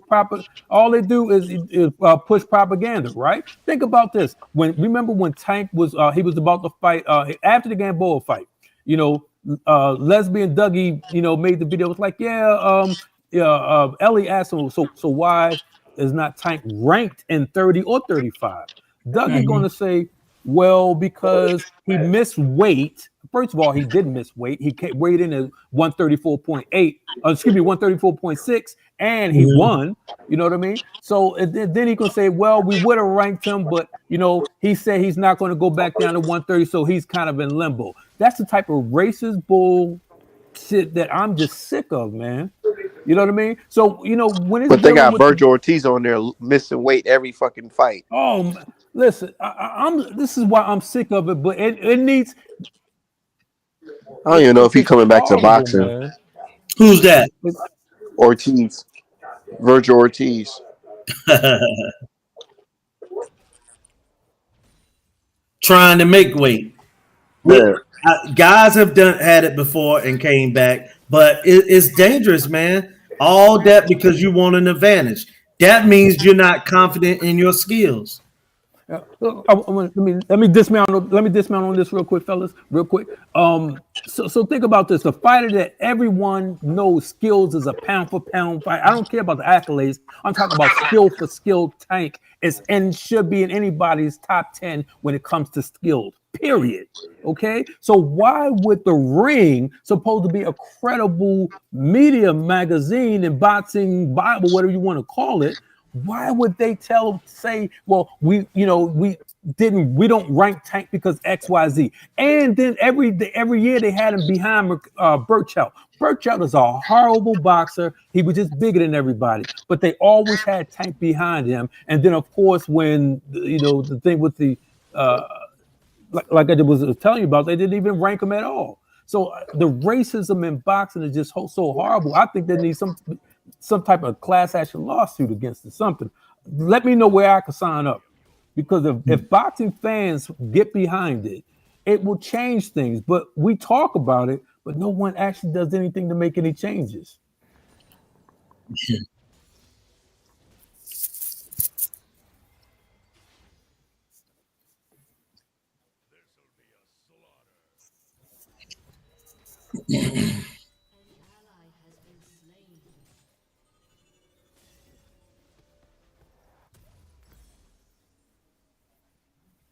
Well, the Diggs brothers are lawyers. There's many attorneys in boxing Twitter that somebody can just say, hey, step up and say, okay, let's start this class action lawsuit against these propaganda medias and things of that nature. It's also not just that, though. You have to understand, a lot of these fans low-key agree with it. And that's just the history of boxing as a whole. You got to think about it. You got to remember, they tried to discredit Henry Armstrong. They tried to discredit Jack Johnson. You know what I'm saying? They tried to discredit Muhammad Ali. They tried to Floyd Patterson. The list goes on and on and on to Floyd Mayweather now, and now they're doing it with all the young black fighters now. That's just a thing that goes on with boxing. You know what I mean? So, like, the current climate is just a reflection of the past, or just a continuation, I would say. It is. And the people don't know history. You know what I'm saying? People don't know history, so they think all this shit's new. Man, I've been doing my Googles and doing the research, dude. I've been seeing all this shit, man. Boxing's been racist for a very long time. And I feel like it was even more worse last night, because only people that was controlling the narrative was media. And well, think about it. Okay, here. I'll give you a perfect example. I'll give you a perfect example real quick. I was just looking at this. ESPN put a top 25 under 25 list just this past year. You look at it now. This was in October of 2021. They had Teofimo Lopez number 1. That looked retarded. You know what I'm saying? Excuse me for that word. That looks crazy. You know what I'm saying? They had Virgil Ortiz above Boots Ennis. They had Ryan Garcia above Boots Ennis.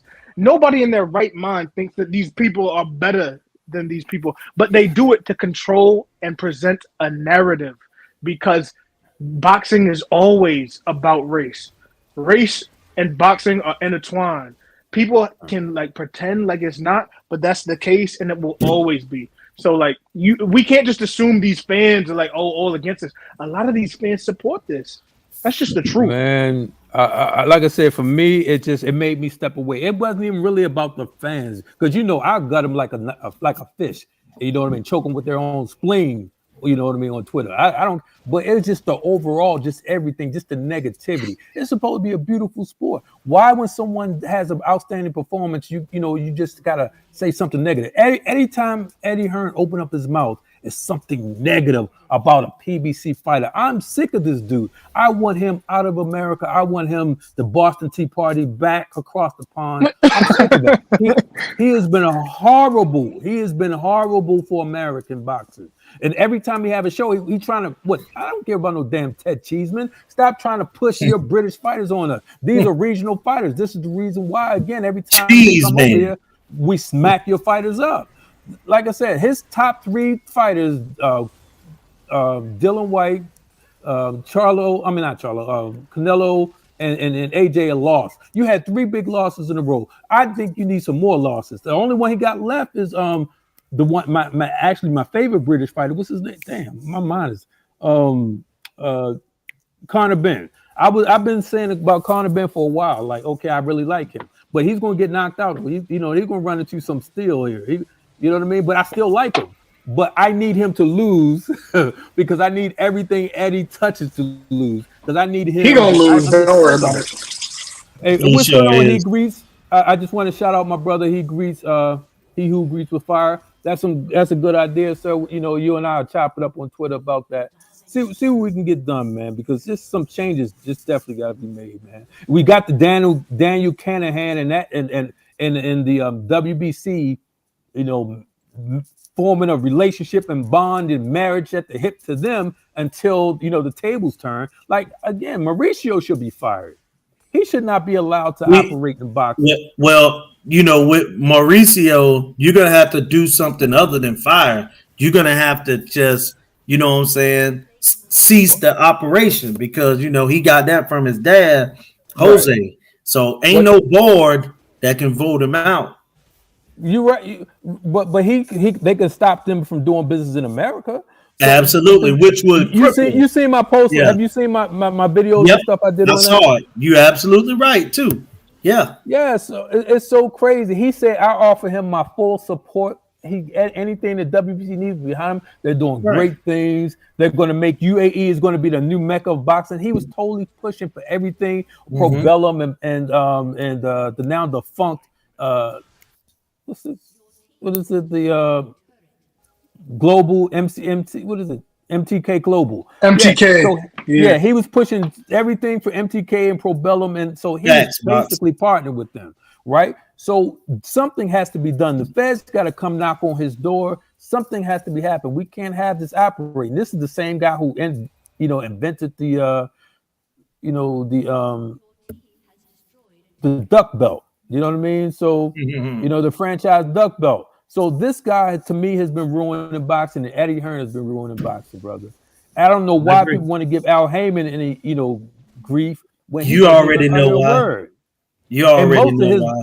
and we know, of course, we know, but most of the fighters are Mexican. Most of the PBC fighters they put out there are Mexican.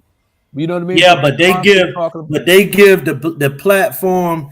Their biggest stars happen to be black though, and a lot of people don't like that unless top rank. It's like this, man. A lot of people and a lot of black people think like this too. That's why I was agreeing with what old boys just said when he said that some people will, actually feel like this.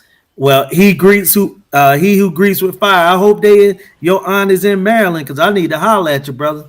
But back to it though, man. A lot of blacks feel that ain't nothing gonna happen unless a white man is in charge as well. We know that's just Yep. the existence, man. So as long as Top Rank got the black star, they okay with it. You got all these black organizations, the NAACP, the Urban League, the Southern Poverty Law Center. By the way, they're all Jewish organizations. But hey, founded by Georgia. Neither here nor there. You know what I mean? Yeah. Jacob Schiff. Jacob Schiff, the same person who, instilled the Federal Reserve. They're all No, we got it. compromised. Yeah, They're all yeah. compromised. Yeah. But even if it's some fringe black organization that see what's happening to these black fighters that could say, you know what, I'm passionate about making things right. It's not even about race. It's about trying to, And and they take the need to get racism out of involved with it. the UFC probably It's more. about justice. So. That's 100%. You summed it up in one word: justice. That's it. Yeah. Yeah. Go ahead.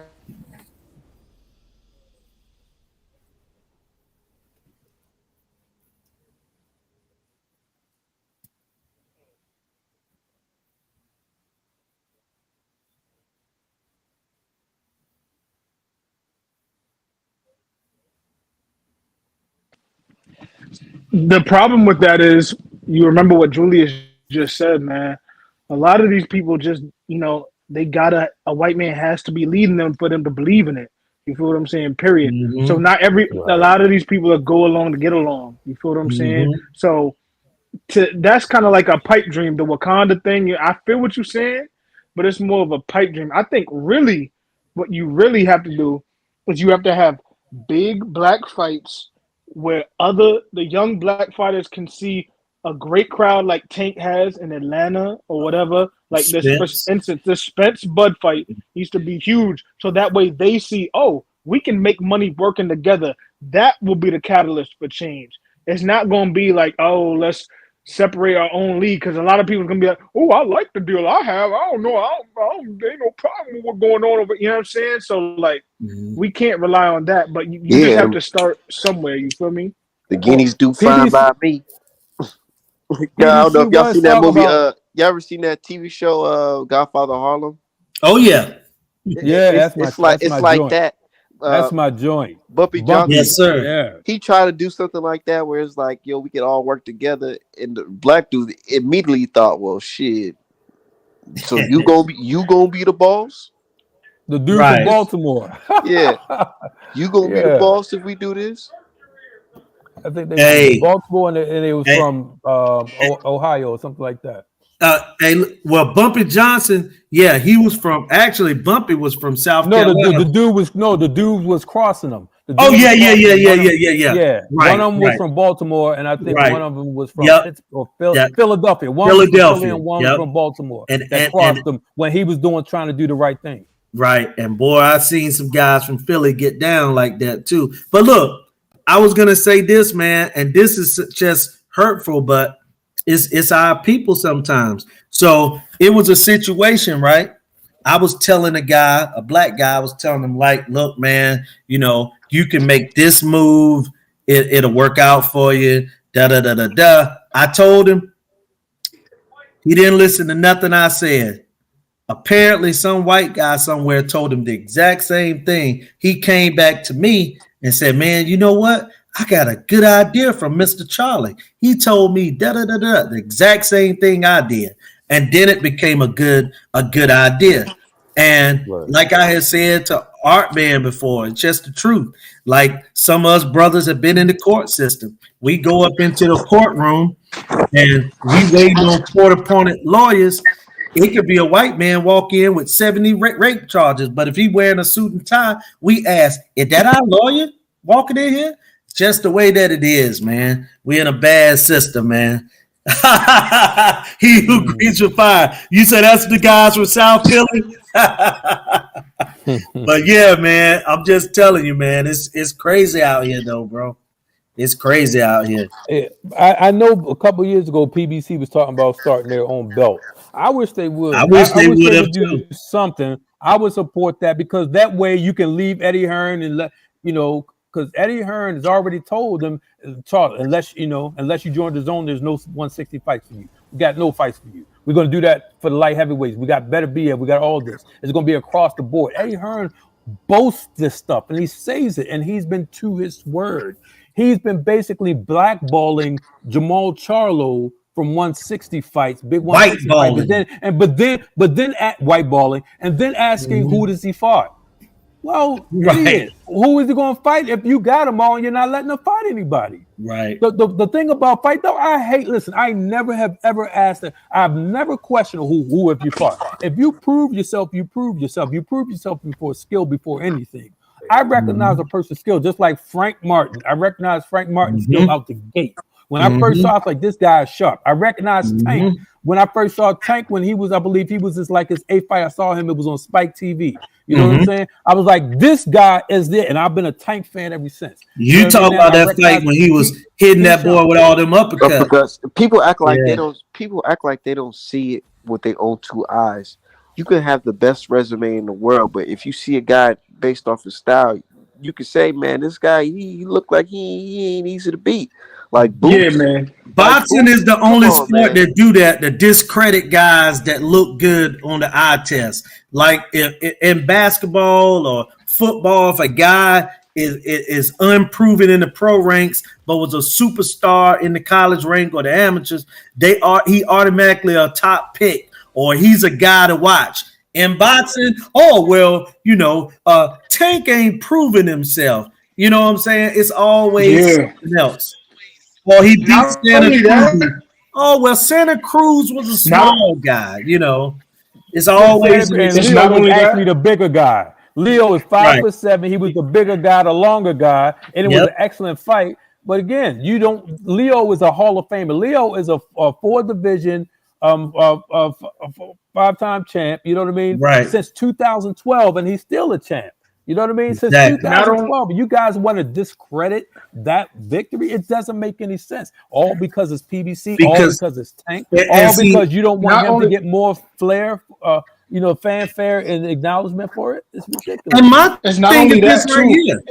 Yeah, go ahead. Hold on, Julius, real quick. Yeah, go ahead. Just to add on to what you said, it's not only that, it's they'll credit fighters that nobody's ever watched. Like Inoue is on everybody's list, and Estrada and Chocolatito and all these people. They're fighting nobody ever seen. But we're supposed to believe in these guys are top 10. Like, stop it, man. They got this new Japanese guy on there, Iota or something. What is his name? Oh, yeah. Who the hell? Yeah, 105 pounds. Yeah. Who the fuck is it? Who the fuck is this guy? What was that? Yeah. Who the hell? Who is that guy? Like, seriously, I never heard of this guy. He got 2 losses. That doesn't mean anything, but I've never heard of him. But and he only got one. And he only got 1 belt, right? So when Tank has a belt, no, you got to have more accolades. And the Tank got a Reggie, brother. Tank got a Reggie. Canelo had it. Look. Right now, Loma is the WBO Intercontinental Champion. Yeah. Loma is the WBO Intercontinental. When have we ever talked about the Intercontinental Champion? I've never even watched the Intercontinental Champion. I've never seen, never. Hey, but that's what he is. But he's in your hold up. You know who started that? Dan Raphael started that, and I'm gonna tell you why. Manny Pacquiao had won a belt one time, a WBC Intercontinental title, like wrestling or whatever, and these guys called that a division championship. So these white propaganda media have been doing that, and what they doing is they trying to literally change history. Just like with the Devin Haney situation, when Devin Haney was a champ, and they were openly calling Lomachenko and this guy and that guy the champion over him. So they always, even right now, the graphic for the fight looks so fucking weird because it's undisputed, and they got a picture with them the belts, and they all got belts. They got every belt. How Devin Haney got the WBC belt and George Campos has got the WBC belt, but that's what I'm saying. Because that's graphic. They make George Kambosos look 6'1". I'm like, this nigga short as fuck. What what's good, man? What's up, y'all? What up, B-Hop? Hey, what's up, man? I'll tell you this. Y'all talking about Tank. I'm gonna need Tank to like straight up destroy Rolly because I don't like Rolly as a person. So. Well, let me tell y'all something. I was not interested in that fight until I saw that fire ass face off. Once I saw that face off, I gotta see this street fight in the ring. I'm actually excited for it. Going to the fight. I want him to decapitate him. I was fucking shit too until I seen it. I'm excited about this. I can't stand Rolly. I hope his career is permanently damaged, and I hope he goes somewhere and sits the fuck down. I'm so tired of Rolly. I can't stand Rolly. He a court jester, an annoying court jester too. Like, no serve no type of purpose, bro. He just always talking crazy. It's like, yo, bro, this is all you got? Like, that's it? He's just total trash. Rolly is trash. This is not a legacy fight. This is an entertainment. It's it. This is like a Jake Paul show. Okay, y'all want to buy Jake Paul pay-per-views and all of that? Guess what? This is an entertainment. We know this is not legacy. Was Yildirim legacy? Come on now. Right. Right. So this is going to be a decapitation. Tank going to show off, and I just want to see my man do his thing. I want to see him punished. I want them to carry Rolly out on the stretcher. Yeah, I'm so tired of it. even before the allegations came out, I never liked Rolly. He was always just that dude hanging around trying to be cool. It's like, bro, sit your ass. Nobody care about you. Well, this the thing that Tank got to do to get that stretcher knockout. He got to be relaxed and he got to be calm. He can't let the emotions get him into a street fight because we know Rolly got one way to fight. Just allow Rolly to come in, and that same uppercut he landed on Santa Cruz will be right there on that night. He just got to be patient. And I feel like it's gonna go like Canelo versus Saunders, because Rolly leans to Tank's left an awful lot. So I feel like all Tank got to do is just little jab, time and catch him, and he's up out of there.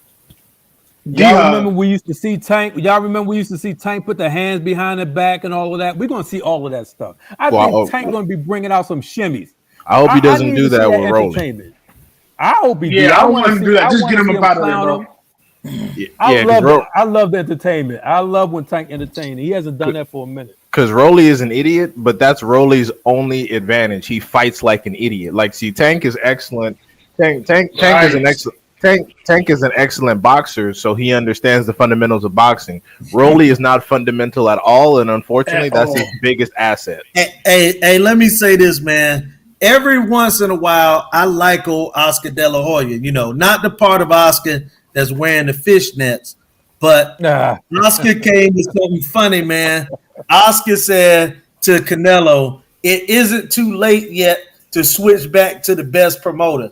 So my God! And fight who? Well, he's just kidding, man. That's just his way to Cobbs, man. Back at him. Only fight he can make is Zerto.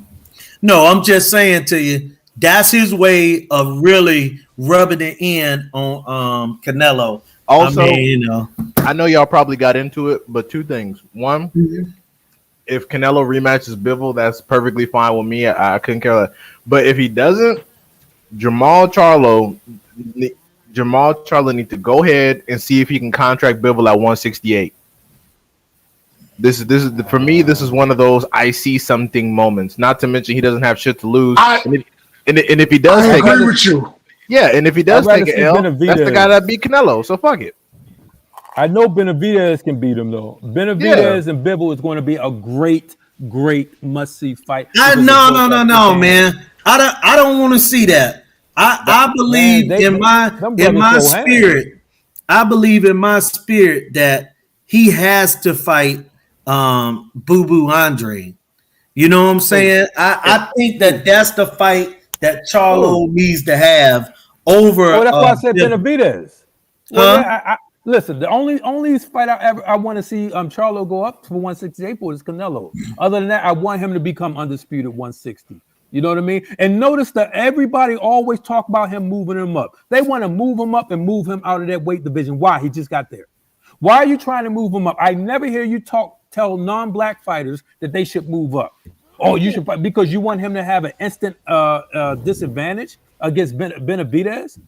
You know what I mean? It's so ridiculous how they do. Well, that's why I said he should target Bivol before Benavidez starts targeting Bivol, because that's the type of I don't want Benavidez to go ahead and get that W.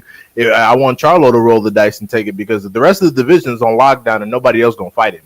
So it is what it is at this point. He's what, 30, 32, 33? Yeah, I wanna see Charlo fight. Yeah, I want to see Charlo fight Boo Boo Andre or someone like that, because it's fights for him right there, man. You know what I'm saying? Like, he ain't got to go to 75. Him and Boo Boo fight to 160. Yeah, him and Boo Boo, that's a big fight. No, Bivol can come down. Bivol can come down. Yeah, but I'm just saying. He already said he could come down. But it's two Black American fighters. I want to see. Yeah, but I want to see this year be the year of the Black American super fights. So let's get Charlo. I feel you.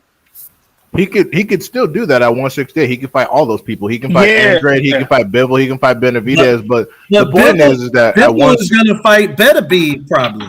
Well, he might fight Canelo again. Yeah, but right.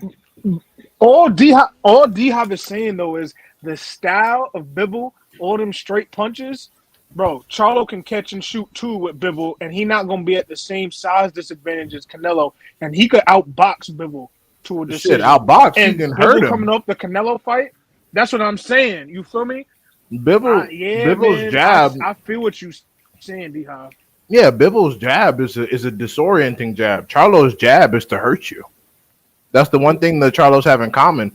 He has enough power to be able to reset Bivol, and if Bivol gives him an opportunity while he's on the ropes like Canelo did with Bivol, Charlo gonna take advantage of all that shit. Like I said,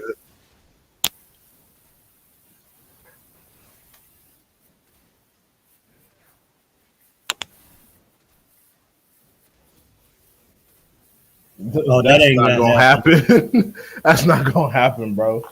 They're not gonna sanction that. First of all, Because Canelo Alvarez is Canelo not ain't going to fighting there, Russia, and no and one's going to Russia right now. Man, yeah, Bivol, you don't watch the news, do you? You and got a second off, smartphone, don't it's an active fucking war zone. They're not gonna go fight over there. This fight barely happened. Canelo should have just said the WBA pulled some Russian shit, and I couldn't fight him. Nah, this was very necessary, but yeah, I think What's shit. Like I next, said, y'all? I think he should rematch him. You get watched like that, you need to rematch him. And if Bivol stops him, then so fucking be it. These Bro, guys hell don't. no. Y'all got more heart than these guys got, man. They ain't. You Canelo gotta be might fucking rematch crazy. him, but I doubt it. Bivol will definitely take the rematch because you want that bread. That's why he's already talking about renegotiation. He's like, all right, I done whooped your ass. Now I need a real paycheck. I heard that he said he want to fight Canelo at 168. So Yeah, because he said he wants all the straps, and I'm like, Charlo, get your ass ready, my friend. That way you can have Andre, you can I have don't. Benavidez, you can have all these people. I'm gonna tell you the truth though, bro. I don't see that fight ever really happening. That's why I'm not even talking as a, you know what I'm saying, realistic, because Bivol is not gonna leave from who he fighting with. He's not gonna leave from the zone type situations for a while. And when he do leave, he gonna go straight to top rank. Just telling you. I mean, I know it ain't what we want to hear, but that's what's going to happen. Well, Him and Better Be been talked about for longer than Canelo came in there with that situation. And I think that's going to be the fight that get made for all the straps. His unification or his undisputed fight is going to be him and Better Be. After that's Better Be get this fight with Sloppy Joe, then it's gonna be them left for that's undisputed. that's fine, but Canelo has a lot of money. Bivol does not. So I think that the sweet deals that Canelo passed up on, I'm not sure Bivol has the same. I'm not sure Bivol has the same thought about that. But all I'm saying is slide him some paperwork and give him the opportunity to duck. If Bivol doesn't want to fight him, okay, so be it. Do something else. But by chance, if the money's too good to pass up, and Bivol thinks Charlo is easy work because he's coming up from 160, all the better. Eddie Hearn ain't gonna allow him to go fight on PBC against Charlo. Shit, he's had some sacrifices before. He ain't doing it. That guy is not allowing. He's not gonna allow Al Heyman to do nothing, man.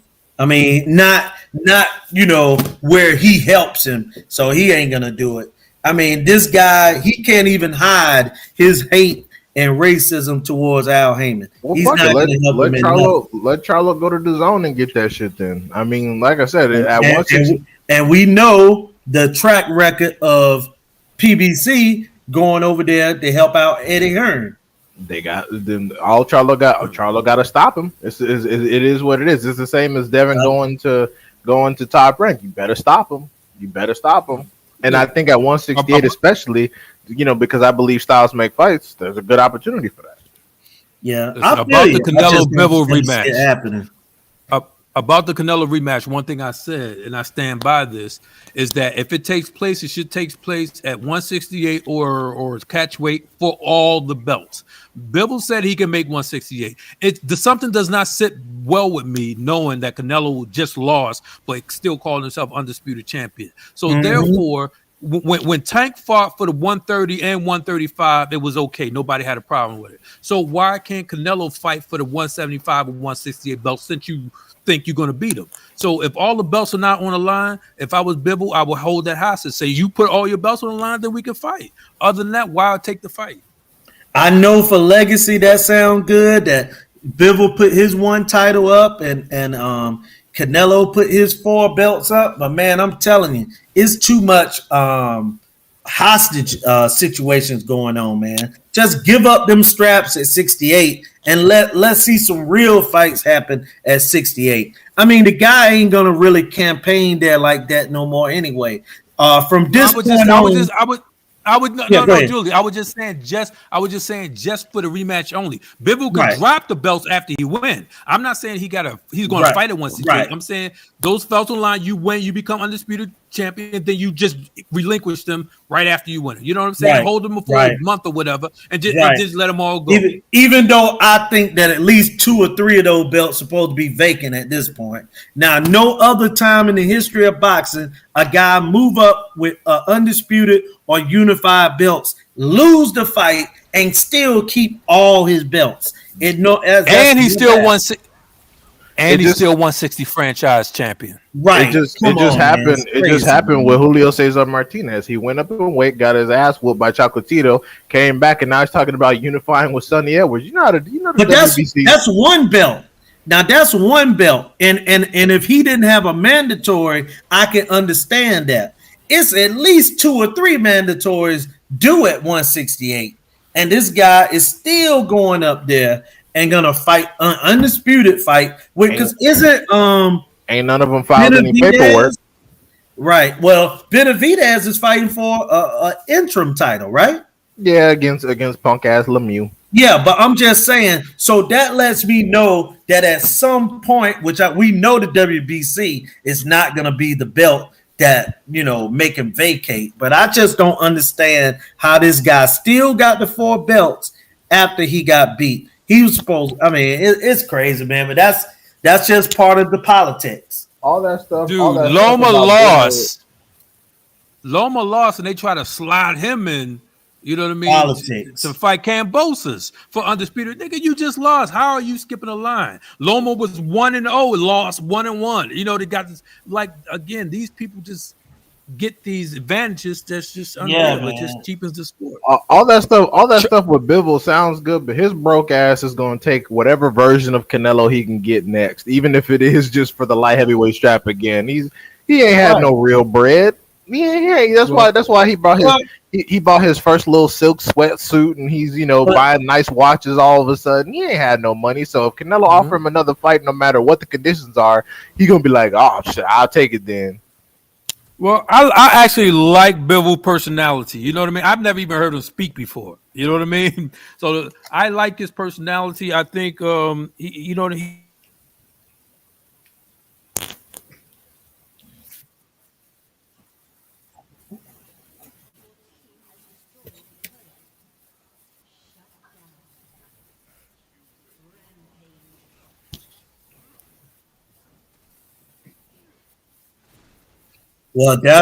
Here's the thing. The only thing about what you're saying is Beterbiev is a very violent fight. Now, Canelo might want to do something like that, wait and see if he can get past Beterbiev, because really 2 reasons. One, Canelo really don't want to fight this guy again.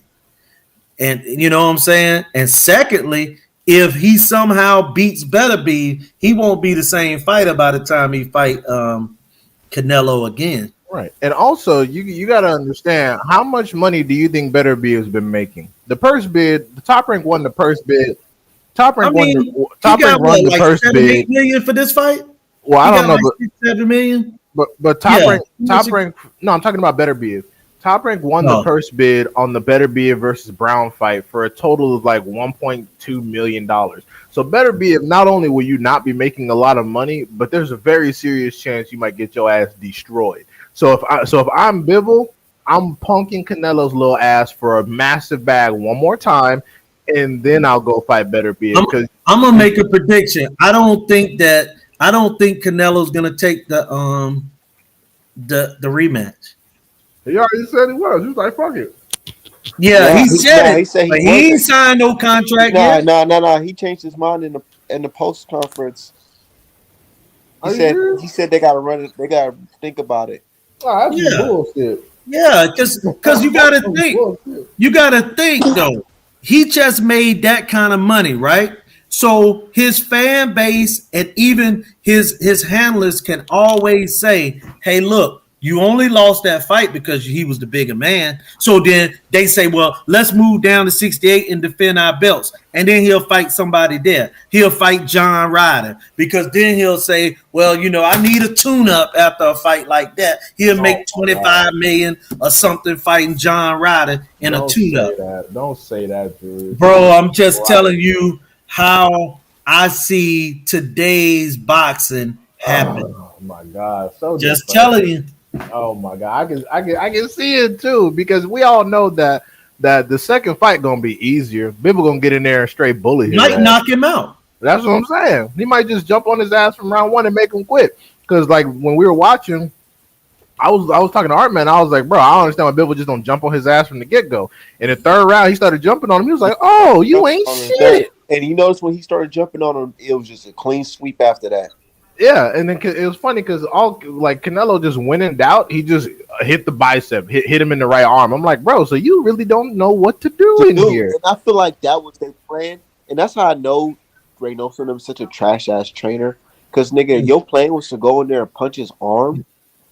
You think that was gonna stop him? And you know what's hilarious? You know what's hilarious? People are now saying that the Triple G fight is more interesting. Nah, motherfucker, the Charlo fight is more interesting. Now, yeah, people been getting pissed off now because I've been telling them like, man, shut that shit up. I don't care what y'all say. And here's the part: Canelo didn't do that right. The punching of the arms. That's an old school thing that a lot of old school fighters used to do. They used to always, if you was a orthodox fighter, you would always hit the guy in his right biceps. And you want to beat the biceps a lot. Every time you throw a combination, you want to end the shot to the bicep. The reason being is because as the fight go on later in the fight, you're going to be able to land a left hook in there because he's going to have problems lifting that hand up. So which it would have been his right arm to throw the right hand. But he didn't do that right. And a lot of time, and that's why I say that these guys calling him an all-time great, this guy couldn't even do that old school skill right. So, that's why they do that. You know what I'm saying? Joe Frazier was a master at that because he was a left hooker. So every time George Foreman used to do that, because George Foreman had thudding punches. So he would always land on your arm, your shoulder, your hip, because he beat you all the way around. So at the end of his fights, people be limping. Like, come on, man. Canelo can only do that stuff against low-level opposition. Not high level. He's not that talented. Ernie Shavers, I think I heard Ernie Shavers one time in an interview say he used to aim for the elbow joint so that halfway through the fight, when he shot a straight right to the chest and they would try to duck it, the elbow, the jab hand would be down just enough so he can get that chin. I was like, damn. And Ernie Shavers was a Deontay Wilder type power, and he from Alabama too. Alabama too. Isn't that some cold shit? Just like the little tiny things. You'll never know. They family I'm telling you, man. Man, like when Ernie Shaver said that in the interview, I was like, damn, that's such a small detail. And it makes sense, right? You said he was from Alabama too? Say that again? What you say? Hold on. You said, Julius, you said he from Alabama too? Yeah, Ernie Shaver's from Alabama. I said, man, Evander Holyfield is from Alabama.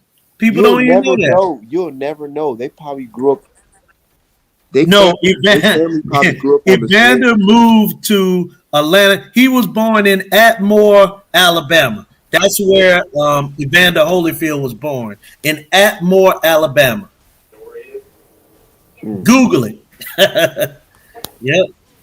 Born in Atmore. The reason why I was bringing that up is because, like, you would never know. They family could have grew up around the same plantation or whatever. Yeah, and Ernie Shavers, he was actually born in Garland, Texas, but he grew up in Alabama. Oh, so okay. Where his family was from. Saying that type of power that them brothers have aren't. They all from the South. Yeah, Southern dudes. It's probably honestly because they were so much closer to the agriculture. They grew up eating like healthy foods, somewhat organic foods and stuff like that. Them dudes hit way too hard. Like, what the hell kind of like? You talking about foods, nigga? I'm talking about that bloodline probably strong as hell from you know what. No doubt. And like I said, man, do you hear the unorthodox things that these guys were doing to get these shots off? And like I say, Canelo ain't in their league of punchers. What he should have done was this should have been a fight where Canelo should have took the approach of let me jab, get inside, try to rough him up, even though I'm the smaller guy, fight on the inside. I'll win rounds because there's no way they're going to take a fight from me being aggressive. That's what should have been Canelo's game plan. But again, he got the great Eddie Reynoso, so he didn't have a game plan. But that's the thing. Even on the inside, Bivol was actually bullying him and throwing punches he never throws. So you can tell that Bivol's team was actually watching tape and knew they were going to be fighting Canelo. Like, Bivol hardly ever throws uppercuts or body shots. He did both in that fight. Right, but that was the best game plan to win. But you got to give yourself your best chance. And the chance that he gave is like what Checkmate said. Bivol allowed him to get all his stuff off, burn himself out, and that was the end of it. You got to mix it up, man. When you in a boxing ring against someone that's more talented than you, because that's something that people ain't gonna want to hear. Bivol's more talented than Canelo. You got to beat him ugly. You got to win the fight ugly. Shit, Amir Khan is more talented. The same way. Amir Khan is more talented than Canelo. Just that chin ain't shit. And he was too small too. Yeah, Canelo's wings. Yeah. Canelo does this. All he does is back you down, bully you, prod you, get you in the corner, and swing like he's chopping wood. You know what I'm saying? Yeah. On your arms and on your side. And now, listen, I like the hip. I like the dirty shots. I like when people hit on the elbows and hit on the hips and hit on the thighs. Mm-hmm. That's how you slow a person down. So Canelo was excellent at that, but he showed his deficiency because guess what? Bivol didn't flinch. Canelo say, Bivol, he didn't have a mark on his face. You know what I'm saying? Nope, like a sparring session. But you know what the best thing that happened? Let me tell you, the best thing about it is no one will ever talk about Canelo being one of the greatest fighters ever again. Never. I don't want to hear it ever. Hey, don't ever say it because Breadman already saying it, bro. Breadman already saying it. Look, I'm gonna read what Breadman said because I saw it earlier today. Well, that dude's a little different. He didn't block me a couple times. the great Bread, yes. He said, the great Bread. Let me see, where is it? He must done took it down. Come on, Bread. I know you didn't take this down about this guy still being great. He probably took it down. He was on his ass all day. Yeah, I gotta be. He took it down. Oh, here go the crazy stuff he tried to see because these guys like to play both sides of the fence to make sure that they so-called win and then they'll be smart. All right, here you go. He said Canelo has been as hot as fish grease. All right. He's due for an off night. He picked a tough style versus a prime undefeated guy who's actually due for a big night. See, that's trying to cover both ends of the fence. He's due for an off night. No, his off night was his level of competition was low. Be honest. Bingo. That's what it is. Another Yilderman? Yeah. They happy with the Yilderman. They celebrate with the Yilderman type. They celebrate when they get the bang on a slow for nothing, big for nothing, Callum Smith. But all of a sudden, you get someone who's even more skillful than Canelo. They want to make excuses. The weight. Well, so Usyk wasn't a weight issue. Makabu wasn't a weight issue. All of a sudden, Bivol, who was the lightest of the 175s, is a weight issue. Come on, man. Excuses. He's supposed to. Name is Canelo, right? Yeah, right. But the thing is, crowd. Canelo was walking around at that weight when he was fighting Mayweather. That's the difference.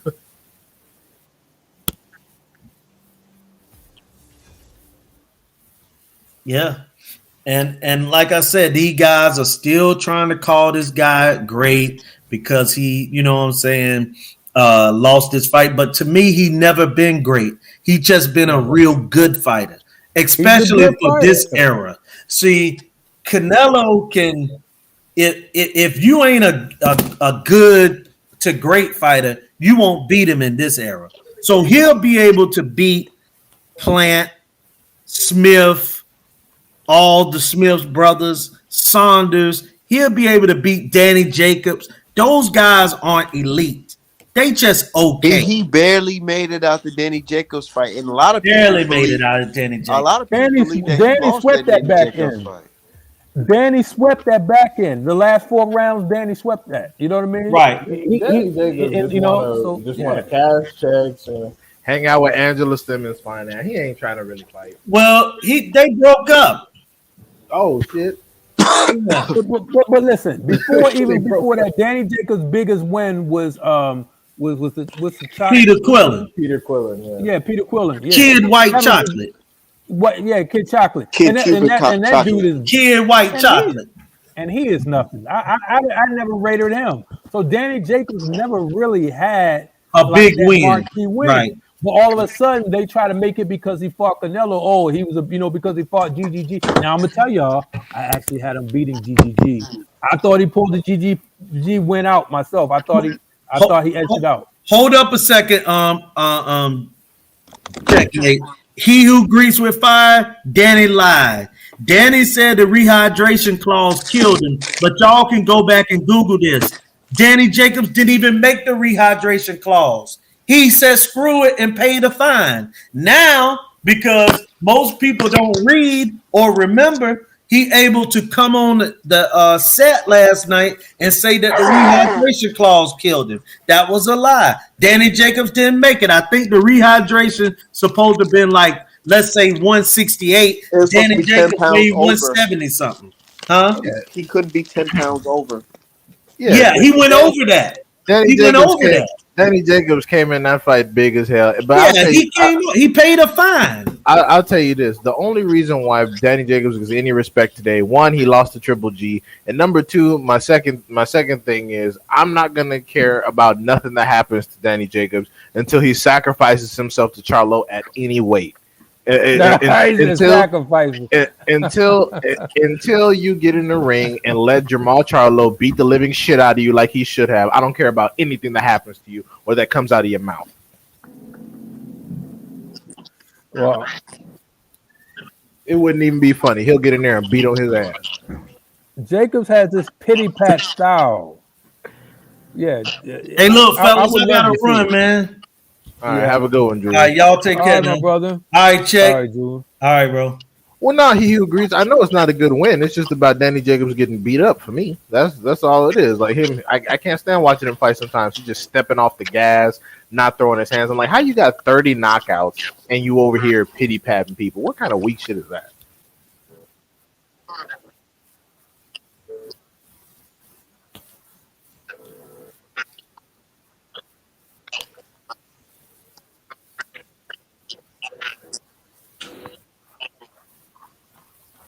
He got slumped one time and turns into a complete bitch and doesn't let his hands go. I'm so sick of that crap.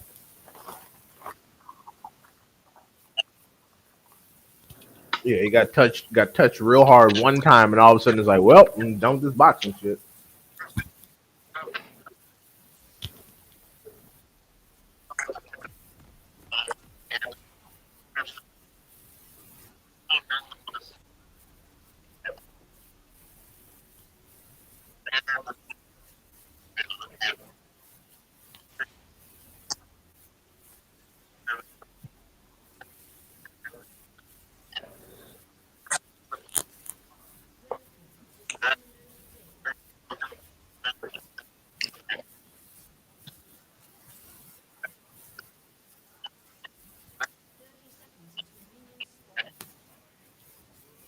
Well, it just depends. It just depends on the effects of the knockout. Like if you look at some shit like if you look at like Danny Jacobs versus Pirog, I mean, he recovered on the ground pretty quickly and even managed to say I'm good. So that wasn't vicious. He just got PTSD from that. But some shit like what Tank did to Leo Santa Cruz, like probably 2 or 3 years are gone from Leo Santa Cruz's life. So it's like you gotta, it's levels, it's different levels to a knockout. I was like, Nigga, all I can say, bro, I'm still thinking about this loss from Canelo, bro. Like, nigga, you took an unnecessary L, bro. I'm gonna hold him on that forever. Nigga, you could have just fought Charlo.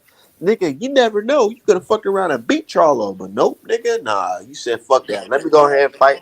Listen, all right, but that's what I tell people. But yeah, that's what I tell Charlo is people. a I don't much more care winnable fight. But if Charlo lose, it's okay. I just want them to fight. If Canelo wins, so be it. Congratulations. Just make the fight. That's it. I'm sick of the ducking. You can't duck your way. You can't duck your way to glory. You can't duck your way to glory. I don't give if you. That's why he didn't fight anybody at 154 or 160. Listen, he was like, hell no. I'm still waiting for somebody to tell me about him ducking undisputed 160 with excuse. I can't respect a fighter as being great when you're ducking undisputed. I just miss me with that. I'm glad he lost. Yeah. Nah, real shit though. Real shit. Yeah, both Charlos. He had Hurd. What is Canelo gonna do next? What is he gonna like? Canelo's fucked. He's blocked in 168 and he's blocked in.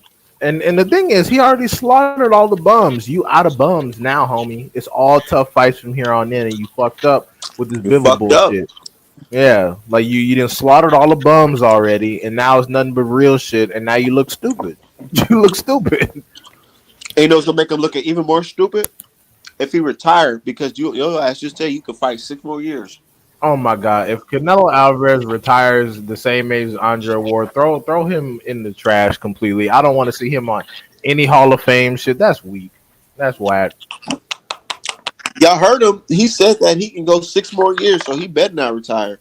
He better not, and the thing is, Andre Ward retired because he beat he beat his world beater. Kovalev was pound for pound #1 at the time. Had an injury.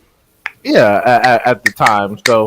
You know, the Canelo has lost every single step-up fight. Every step-up fight he's fucking had, he's lost. Mayweather lost. Triple G, questionable, but people say he lost the first one. Bivol lost. It's like, bro, every time it's time for you to step up to the A+ level. And then, you know how you can easily see through Canelo's fucking resume? When last time you fought Triple G was in 2018, and people say that's your last hard fight. Not based off competition, but based off of based off of competition. It's crazy to me because people are saying, "Oh, well, Canelo still beat the shit out of Charlo and Andrade, or Bivol will beat the shit out of Charlo and Andrade." I guarantee if Jamal Charlo start calling out Bivol, everybody will be crying like some bitches, talking about how the fight doesn't need to happen. I'm like, well, why? Isn't Bivol just gonna beat up Charlo?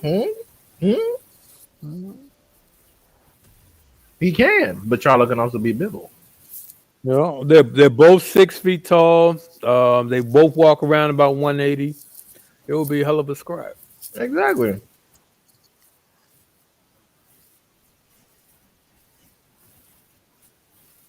Man, the fact that Canelo could have fought Errol Spence, bro, Canelo,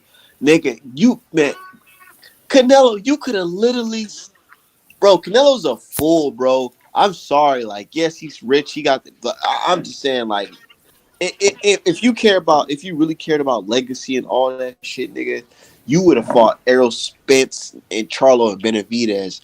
I would have took Nick. Look, let's be real. I would have, man. If you really want to put yourself in a position where you're gonna make a lot of money and get a lot of fans and all that, get hyped up for the fight, dude, you would have fought Errol Spence. Brought him up to 165 and possibly beat him.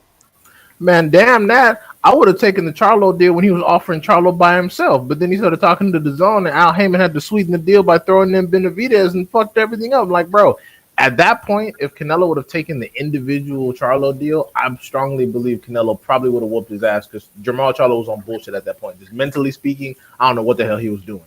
Mentally speaking, now I'm gonna keep it 100. I think he'll whoop Canelo ass, bro. I hope so. I hope he snapped out of whatever nonsense he's on, but he can't focus on Canelo because it's clear that he does not want to fight him. It's clear.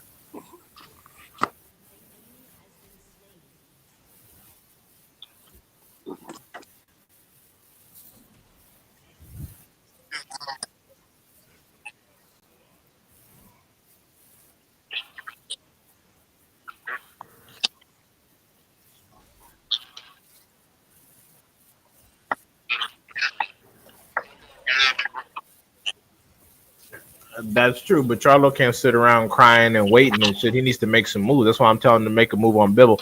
And also, it's incredibly important that Charlo look excellent and probably even stop Selecki because Selecki only has 2 L's in their decision L's to Andrade and Danny Jacobs. So he needs to get in here and bomb this motherfucker up out of here. I mean, he's a South. Well, I don't think so. He's a southpaw, and Jamal. Hopefully, he learned from the Korobov experience what to do with southpaws.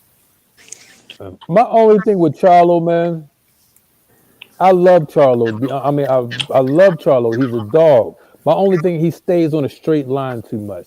It's like he doesn't move that head, and he just he takes the punches. He takes them to give them, but he got to learn to move that head, man.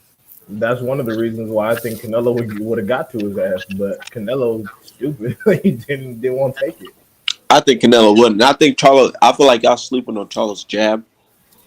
Oh, I know. I love him. I love his offense. And that Superman uppercut he got. Absolutely, you take nothing from. My only thing is when he is defense, he backs up. Is always on a straight line. So his head is always there. I don't see any movement from the head. You know what I mean? He moves in and out. He moves, sort of like on a linear line. I never see him like really, giving it any type of elusiveness. Yeah, I don't think we're sleeping on it. It's just Canelo moves his head more often than Jamal Charlo, and Canelo hit hard than a motherfucker. So it's just a matter of who lands first. Like all the his jab and his uppercut and all that stuff sound good, but if you can't land any of it and Canelo get his shit off, then come on. One thing, Charlo will not give up the free body shots that Caleb Plant gave up. I don't know what the hell Caleb. He was just like, here, hit me in my spleen. Go ahead, just punch my liver. Like you didn't. That was the most anyway. But Charlo, I don't see him doing that. Charlo will definitely be aggressive, throw the punches. You know what I mean? And everybody knows the Canelo's weakness is his work rate. If you get his motor running, he's going to gas out. He's always did that before the clenbuterol. Before the clenbuterol, Canelo will be huffing and puffing. So, you know what I mean? As far as people, Charlo, I'm still going to go with Charlo. But yeah, Canelo obviously can lumberjack him out of there, but he's not. I don't think he's going to outbox him. I think Charlo is just too aggressive, especially with his jab and he get that movement. People look at his fight against what's the guy that always bring up Montel. It was a wipeout. He actually, statistically, he actually landed more than twice as many punches as Montiel. You know what I mean? But they look at a couple of head pops, a couple of head shots. You know what I mean? Oh, and I was trying to tell fans, look, regardless of what y'all think about Charlo's skill set or what, Charlo threw 1,000 fucking bombs, man. Who throwing that many punches at? Who are throwing that many bombs? And he broke his hand. And his hand was looking like a balloon at the end of the fight. His fucking hand was looking like a fucking chuck steak. Yeah, he fractured that motherfucker. It was definitely an off night. It happens. It was off because he just got hit. But I don't even feel like it was too much of an off night. I really honestly believe that the guy was just built fucking for tough. No, I mean his stamina was 100% off. Charlo's stamina was not the normal Charlo stamina I'm usually seeing. No, he watched him, but it was an off night. He had an off night because number one, he broke his hand, and number two, I think he threw career highs and landed career highs too, so he was tired. That's what I'm saying. Like the dude threw career high and landed the career high, and there was multiple times where dude was about to get up out of there, but I don't know. He was still there. Montiel used to fight at 154, so not only is he coming up and weight in a more rehydrated state, but he's getting a legitimate title shot. because he knows that more than likely they wouldn't rob him. So he's actually competing for a title. So of course he was going to fight hard. Well, I don't see how anybody can hate on fucking a Montiel opponent and turn around and say Eardrum or Rocky Fielding was somebody. Or Macabooty. Somebody they had literally never heard of. They Googled them for 10 seconds and then posted the same footage of Tony Bellew wasting his ass, talking about, oh, look, his resume is good. He's famous for getting knocked out by a dude. What we talking about? And let's be real. Montiel was a walking robot. Can we all keep it 100? Canelo wanted to fight Macaboo. He did. But the public responded so horribly. He was like, shit, I got to take some real smoke at this point. Because even the WBC said we granted him the right to fight Macaboo. Like, what? Horrible. And then the public backlash was so bad he had to turn around and blame it on Eddie. He's like, well, honestly, Eddie asked for that shit, not me. Like, dude, stop lying, Joe punk ass. Yeah, he sure got caught. Eddie Reynoso says the one. Because Canelo even took pictures like him with him, like they was already like getting ready to have a fight and shit. Yeah, like it was signed, sealed, and delivered. On top of, honestly, I didn't even really want it. I was Eddie Reynoso. I'm like, how you gonna put your mans out there to hang him out to dry because you want some bullshit? That's corny. That guy is sorry. That's like Charles Martin having a belt. Come on, man. It's not even worth to even mention this. It's like for you want to give up and you're gonna get motivated to fight that just because it's a trinket. That's what I'm saying. If you're gonna go for the belt, I mean, if you like Mayweather, then nigga, you should be saying you bigger than these fucking belts. What the fuck is Canelo talking about? Y'all can't be playing this. Oh, I care about the belts one day, and I don't care about the belts tomorrow situation. I don't like that shit. Yeah, I mean, if you're gonna be the best, you got to fight the best on some King of the Hill shit. If you think you're the best, I want to prove it. Let's prove it. That's what it's about. Now it's all who is he fought. I'm so sick of. But you see how fans got upset at me. Fans got upset with me because I told one of my favorite fighters, "Said, hey man, just because you beat Valdez, that don't mean it's the end of the road, nigga. Keep it going." Yeah, because Valdez. I mean, we all know Valdez wasn't shit, and we all knew he was gonna get in there and get washed. So it's like I didn't even give Valdez a chance. Yeah, I'm not even sure I could give Valdez. I don't know. Did you see that checkmate? What? On Twitter?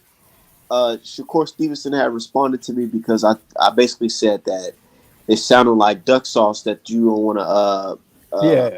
Yeah. Because he don't want to fight O'Shaquie Foster. Yeah, if he not unifying. Yeah, I saw it. Yeah, I saw it. When people got mad at me, I'm like, dude, how the hell you gonna get mad at me? I'm like, dude, I want to see the nigga keep on fighting. Yeah, not to challenge. You supposed to challenge your favorite fighter. We supposed to challenge. Like everybody always say about Tank. Yeah, Tank is my favorite fighter. Okay, I like greatness. It is what it is. He got the potential for greatness.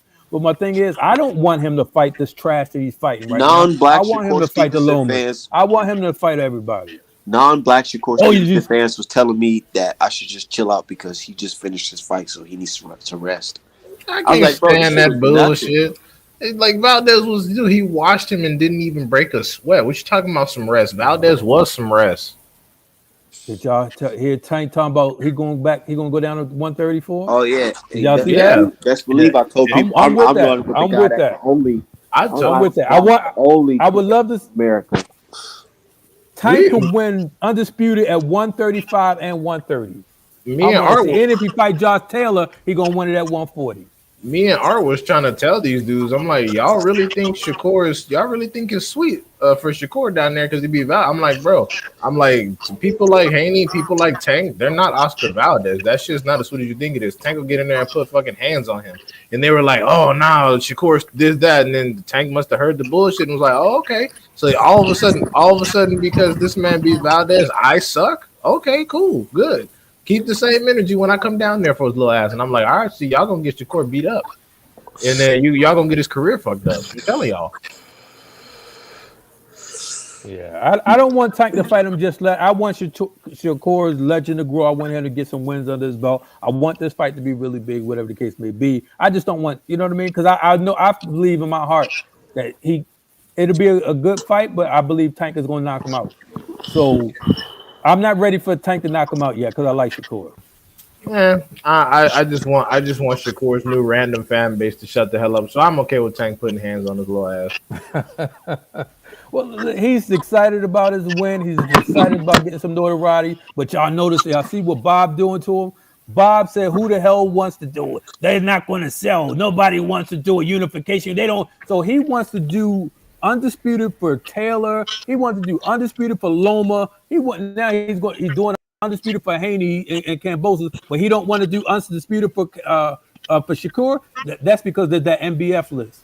You know what I mean? He's trying to stop his shine so he can push his artificially anointed. Why would he make a disparaging remark and try to not to get him undisputed? See, that's that Ali act that he's interfering with. If you're a promoter, be a promoter. Do your fiduciary responsibilities and duties. You're not supposed to tell the fighter who he can fight. You present the option. If he say he want to fight somebody, you're supposed to make that happen. To say, oh, we don't need to fight those champions. What type of bullshit is that? If it was Loma, he'll have Loma grabbing them belts right away. Remember, Loma even fought for a vacant belt to try to skip the line for undisputed. Like Canelo skipped the line for undisputed fighting a vacant versus Cowley. A sitting champion should never be able to fight for a vacant. And it's funny. I was gonna say since Tank apparently him and Mayweather had a little bitty issue. Since Tank is off the reservation, I guess, and he talked about collecting everybody's scalps. I was like, well, he's waiting on the winner of Haney versus Kambosos. I'm like, shit, we all know Lomachenko ain't in the Ukraine for real. Bring his ass up and serve him up to Tank one time since y'all talking all that duck bullshit. Come on. And then everyone's like, nah.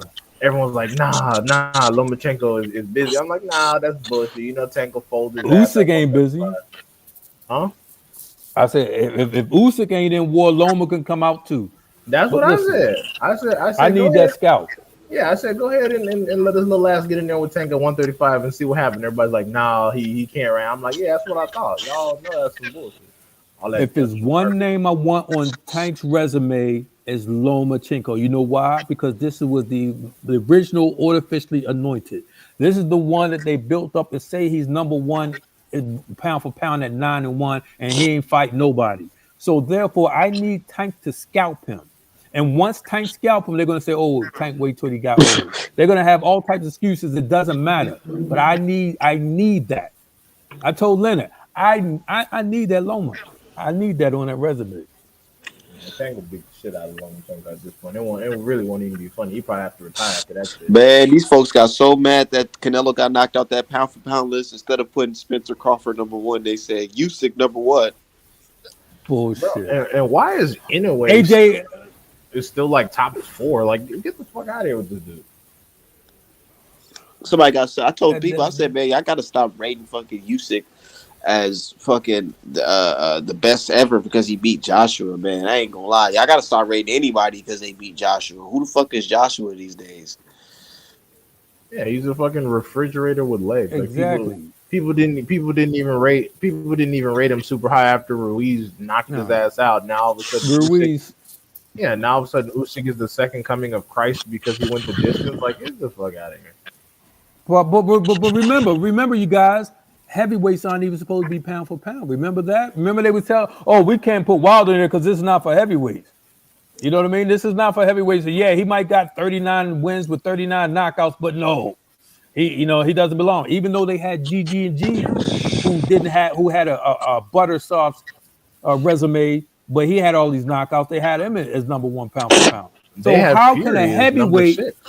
How can a heavyweight be number one pound for pound? Make that make sense? They're supposed to be bigger and stronger than everybody else. They're giving it to him based on his damn cruiserweight run, which whatever.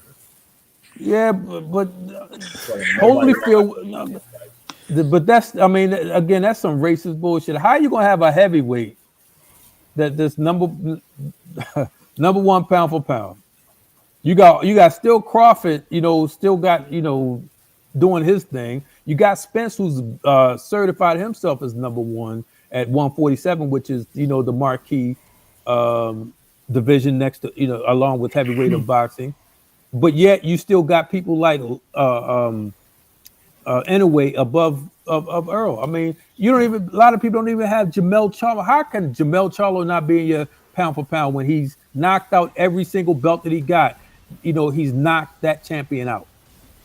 You know what I'm saying? And not to You mention, know, he got the ring, but I don't rate ring. But hey, he got all of those belts, and he's not in your pound for pound. But you got a Japanese guy, number 10. I can't even pronounce his name. Never heard of him. You got Estrada. Come on, Chocolatito. Chocolatito just got knocked out. Triple G was rated pound for pound #1, and he had never moved up the single weight division, and he fought nobody. So I don't understand why Errol Spence can't be #1. People are like, oh, it's impossible for Errol Spence to be #1, but it's okay for Triple G. Like, what? That's called racism.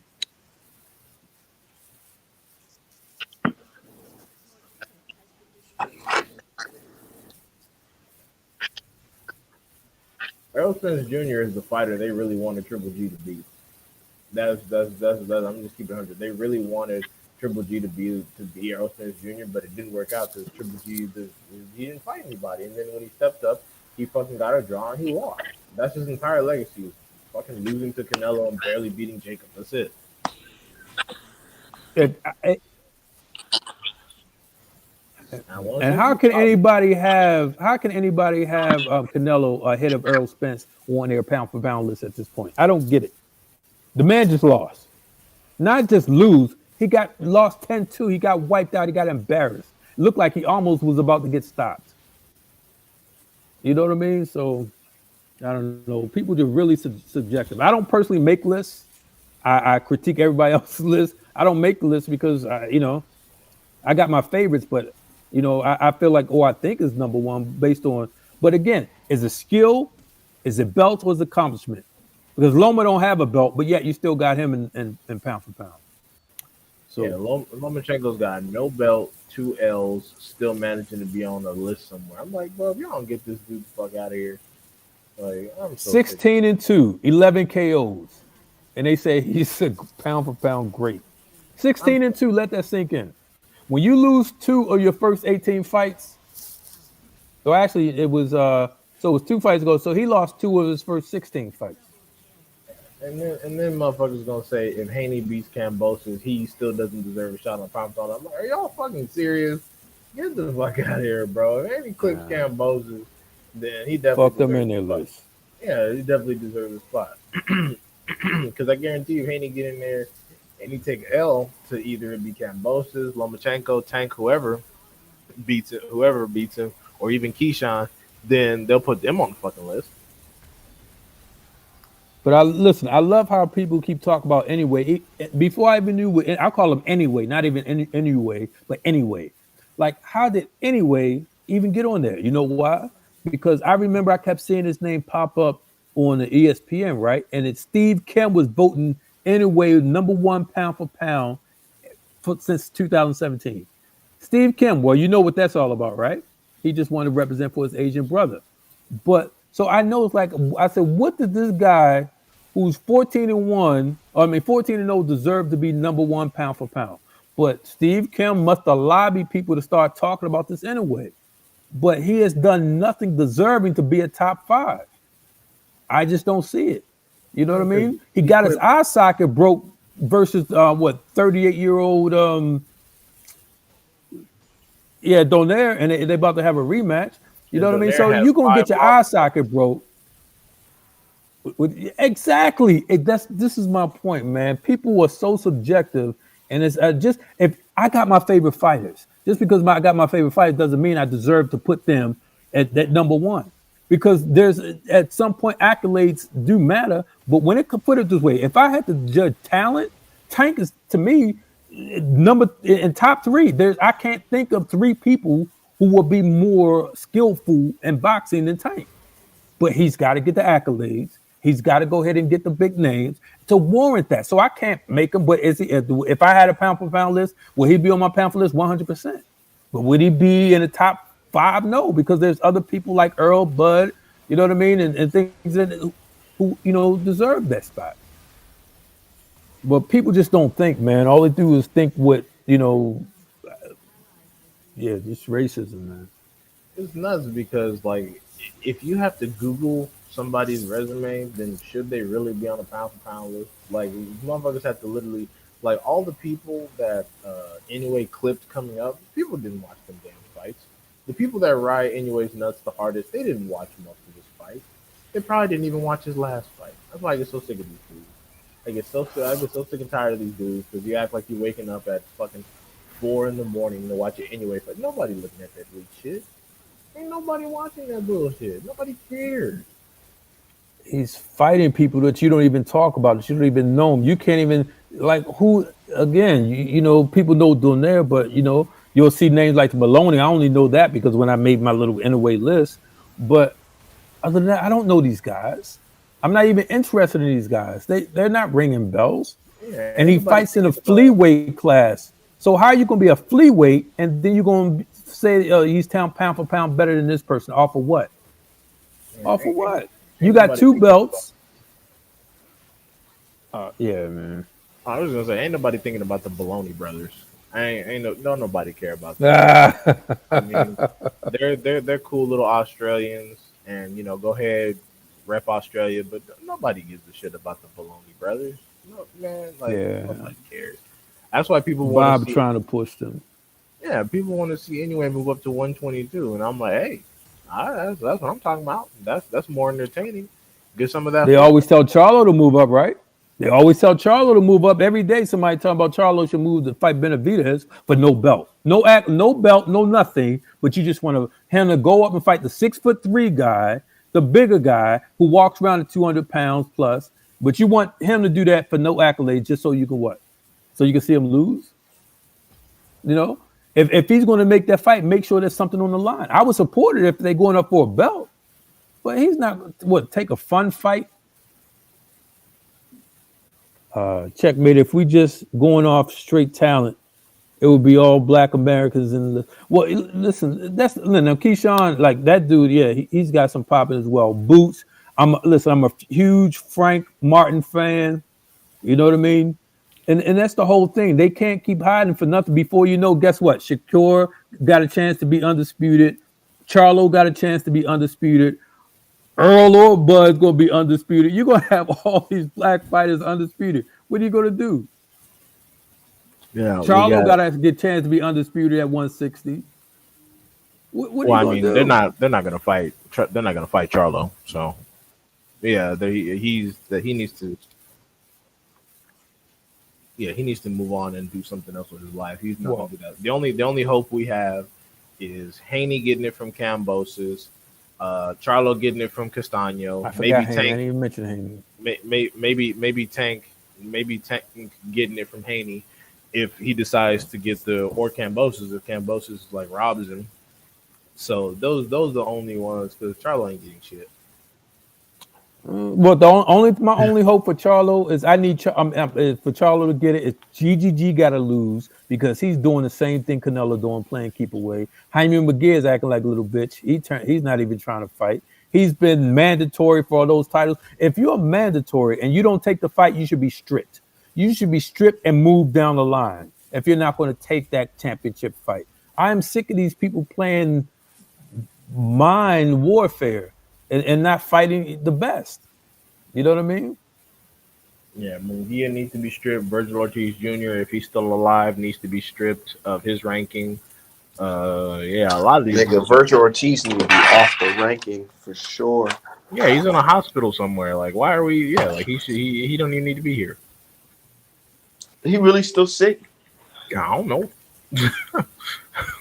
Hey, speaking of sick, y'all remember Bob said he couldn't make it over to Tyson Fury fight because he had a mild case of the Rona, right? Yeah. And then the next week he show up at Shakur fight. He was at the Shakur fight? Oh yeah, he sure was. He walked off the stage. Remember, he didn't take place in the for their the presser. He didn't want to be a part of it. He's trying to sabotage Shakur. He's trying to sabotage it. And you don't want to be too close to Tyson Fury in case the FBI raid that motherfucker. Yeah. We knew that was about. But you know, Bob is trying to sabotage Shakur just like he sabotaged Bud. No way in the world Bud should be 38-0 with 29 KOs, and Sean Porter was his highest payday. That's, I mean, it's just, it's unbelievable. And the sad part about it is Loma is making just as much as Bud. That's when you know racism is real, brother. That shit is sad when you say it out loud. Yeah, that shit is fucking horrendous. I like just watching the all access, not Sean Porter, but Errol Spence and Ugas. I'm just like, yo, Errol Spence has a great career. Like, his shit was real organic. It wasn't no bullshit like media propaganda. It wasn't no false narratives. The guy just really just worked hard. Al Heyman gave him an opportunity and he took it. But he worked hard, got all these accolades, and he really don't got nothing to show for it, man. Like, look at the love Errol Spence is getting out there in Texas, man. Got the in Jerry's World. He's a fucking honorary Cowboy member, basically. Be better, damn, they're better than the Cowboys, if anything. Didn't they give him his own day? Yeah. Like Errol Spence Day in Dallas. All that. Yep. And I know Bud got a street name after him or whatever, but it's like, man, street name. He got a cul-de-sac. In a cul-de-sac now. Terrence Crawford Street, yeah, exactly. But it's like, man, like not to shit on that. That's a good accomplishment or whatever, symbolic gesture. Absolutely is. But it's just like, it's like, my guy, like, let's keep it 100, dude. Errol Spence is out here doing big things. How he start his pro career later than yours or whatever, and he the A side. When he fights you. All the belts. Listen, Art, the biggest, check this out. The way they used to market fighters in the past. Let's talk about Sugar Ray Leonard. Let's talk about Mike Tyson. Let's talk about Muhammad Ali. Let's talk about all those fighters. Even all George Foreman. All these guys, right? What do? Even if they're not fighting, they're on video games. They're on movies. They're on talk shows. You know what I mean? You used to see Mike Tyson on Arsenio Hall. You used to see all of these things, and that's what draw the casual fans in. Bob Arum has never promoted him. Never promoted Bud. Ever. Oh, he got a fight coming up. And then it be coming up on pay-per-view. Guess what? You ain't going to know about it until the last minute. They're not even going to promote that hardly. You know what I mean? Bud was talking about how they was, dude, messing around with watching that Sean Porter versus Bud, like, trailer, I said, oh my God, this shit is fucking dope as hell. Why the hell they wait to the fucking week of to drop this trailer for the fight? This is Bob. It's called sabotage, man. Sabotage. Literally the week of the fight is when they dropped that trailer, bro. That shit was hard as shit. Looked like a fucking video game. I'm like, Arum is because Arum when he was a prosecutor, was dope as fuck, right? When he was a prosecutor, he probably grew up in the days of like pimping, so he'd be like stringing hoes along. That's what you just give him a little taste, and then have him re-sign the contract, and then you fuck him over all over again. Then when the contract is about to end, give him a little taste, and then you fuck him all over again. Like you know how it is. So he tried. Luckily, it didn't work out. Did you see the video I made about when he was trying to promise Bud the Manny fight? It's all there. The money was there. But then he said, I killed the fight. So he's been stringing him along. He never ever intended. He said, "Oh, Manny, we want him to have a better, stage of his end of his, career and good faculties in life. And like I know how it would end, so I killed the fight." Then he sabotaged Manny. Yeah, he with that motherfucking Jeff Horn. People don't even think about it. Manny Pacquiao left Top Rank with an L, and Jeff Horn signed a deal with Top Rank with the belt that he handed right over to Crawford. Yep. People don't even see that. Jeff Horn was a sacrifice, and then and then fucking Pacquiao was getting ready to be a sacrifice to Errol Spence, but luckily for him, Errol got injured.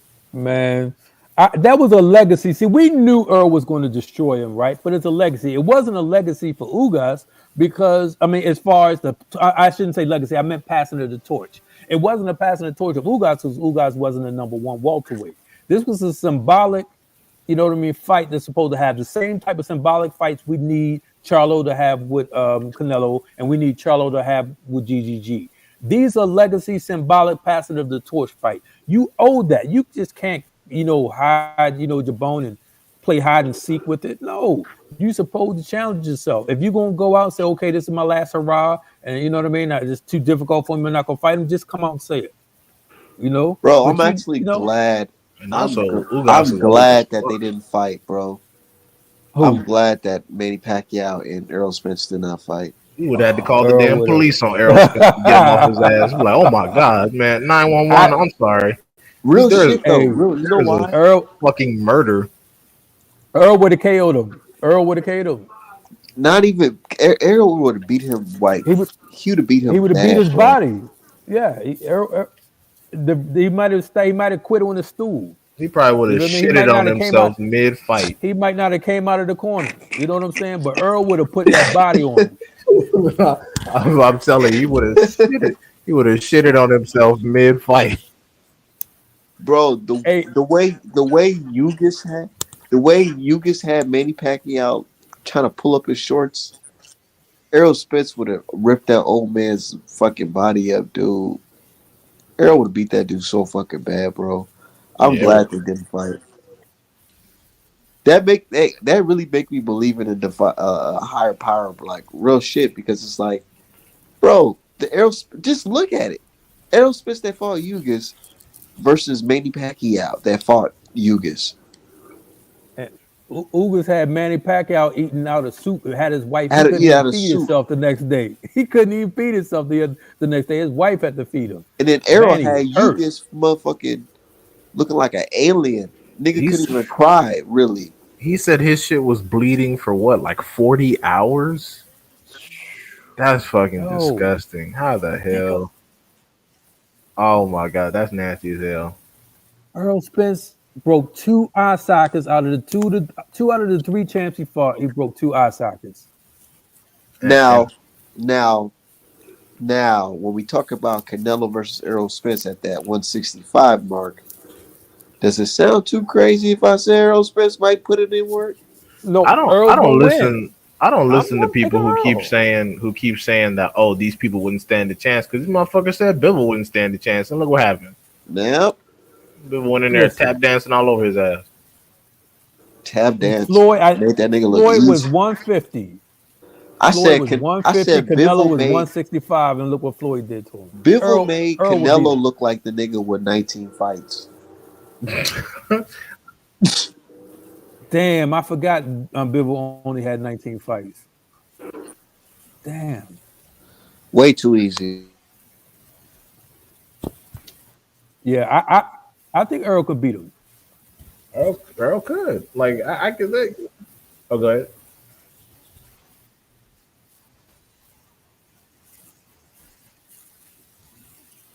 It's. I think he should fight him like. I think he should fight him like he did Mikey. Throw that 1,082 punches. Stick to the angle. Stick to the outside. Don't try to. You know what I mean. Stay out of his range. That's it. Canelo is not that he's prodding. Earl would run circles around him with that jab and them body blows. You know what I'm saying? So his work rate I think would give Canelo anxiety. Come on, Earl is a machine. Canelo has never faced nothing like that. That's true. And people, it's funny because people didn't like it when I said it, but I said the reason why y'all are so high on Shakur Stevenson is because he looks like young Earl Spence. It's true. The southpaw consistency, the jab, the work rate. I mean, he's a little bit flashier. He's a little bit flashier more on the Terrence Crawford side. But the reason why y'all are so excited about him is because he looks like Errol Spence when he was coming up. He looks just like him. The rhythmic pressure, the consistent body attack, except Errol Spence was knocking motherfuckers out. Whereas Stevenson is more, he's more content to box, which is fine. But, it's the truth. And y'all don't want to admit it, but it's true. Because the people that really love Shakur Stevenson hate Errol Spence Jr. And I'm like, y'all are high on him because he looks like Errol Spence did. Bro, would I sound crazy if I said this? I honestly feel like Earl Spence gotten better. I think he's gotten better. I feel like he was on pace to throw 1,000 punches before the stoppage. He was actually on pace to throw 1,000 punches against Ugas. I don't know if I. I honestly feel like he looked better. You know why? Because that work rate, like I really like Errol Spence. He was throwing punches and stuff like that against Van Herten, and of course Mikey Garcia. But it's like now it's like he's really like dipping under and throwing the motherfuckers. Like it came back, man. The punches, like I mean, the hard, breaking motherfuckers down. That shit came back. I knew working that uppercut was going to do some damage. That's one of the things that's been missing from all the fights he's gone to distance. He's throwing no uppercuts.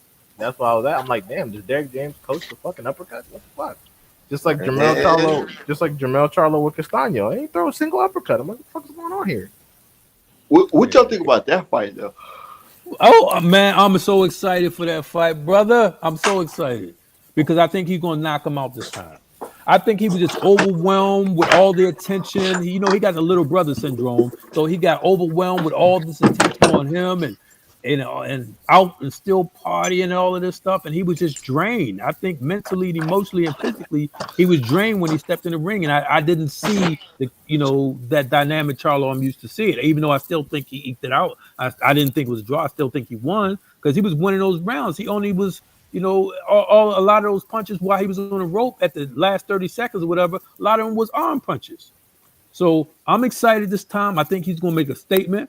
I think we could, I think he's going to get him out of there. Yeah. I don't think he was mentally drained because of that. I feel like he was mentally drained because he was talking all that shit about Wilder, and the pressure was getting to his ass. the Wilder curse. Yeah. Yeah, all that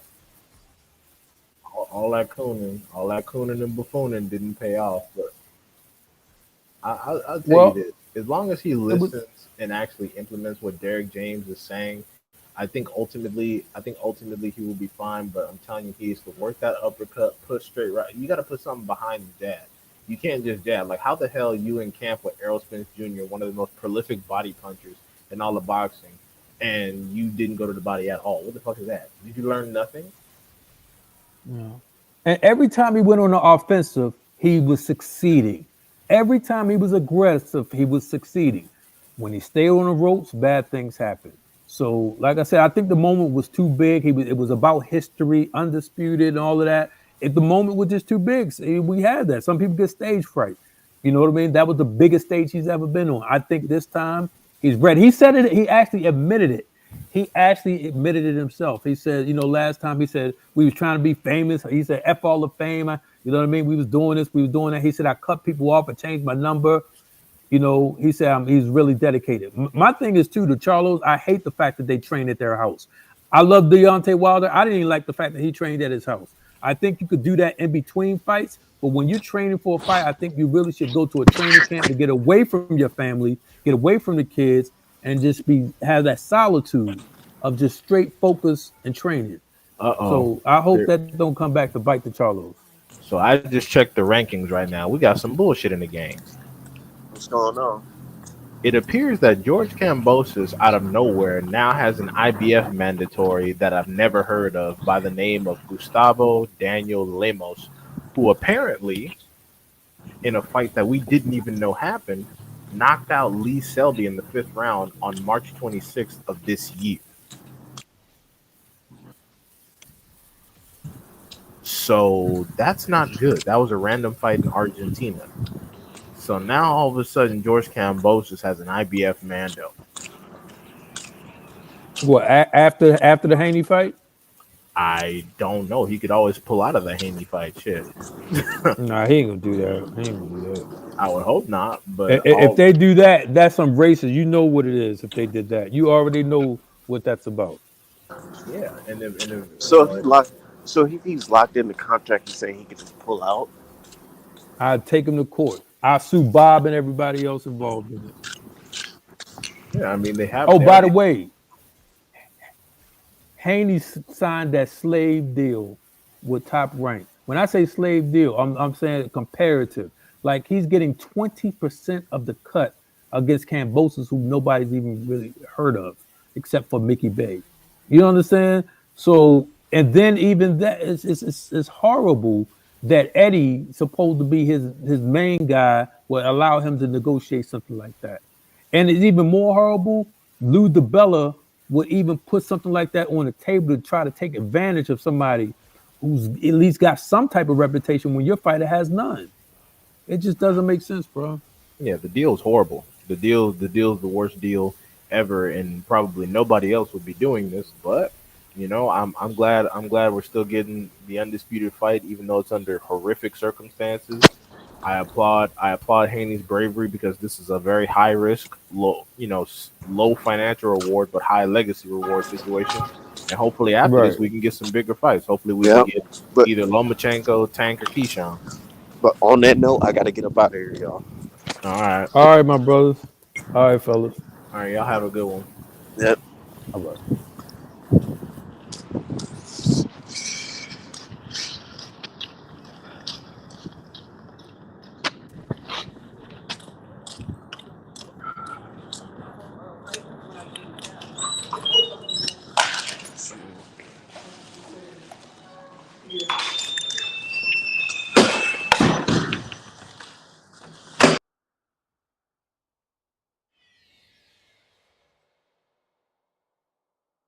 Things happen in an organic fashion. You need to be a good fucking writer, and clearly Horikoshi isn't.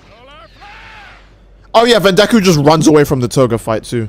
Suyu unironically is like Deku. We don't give a shit. Suyu's like Deku. We don't have.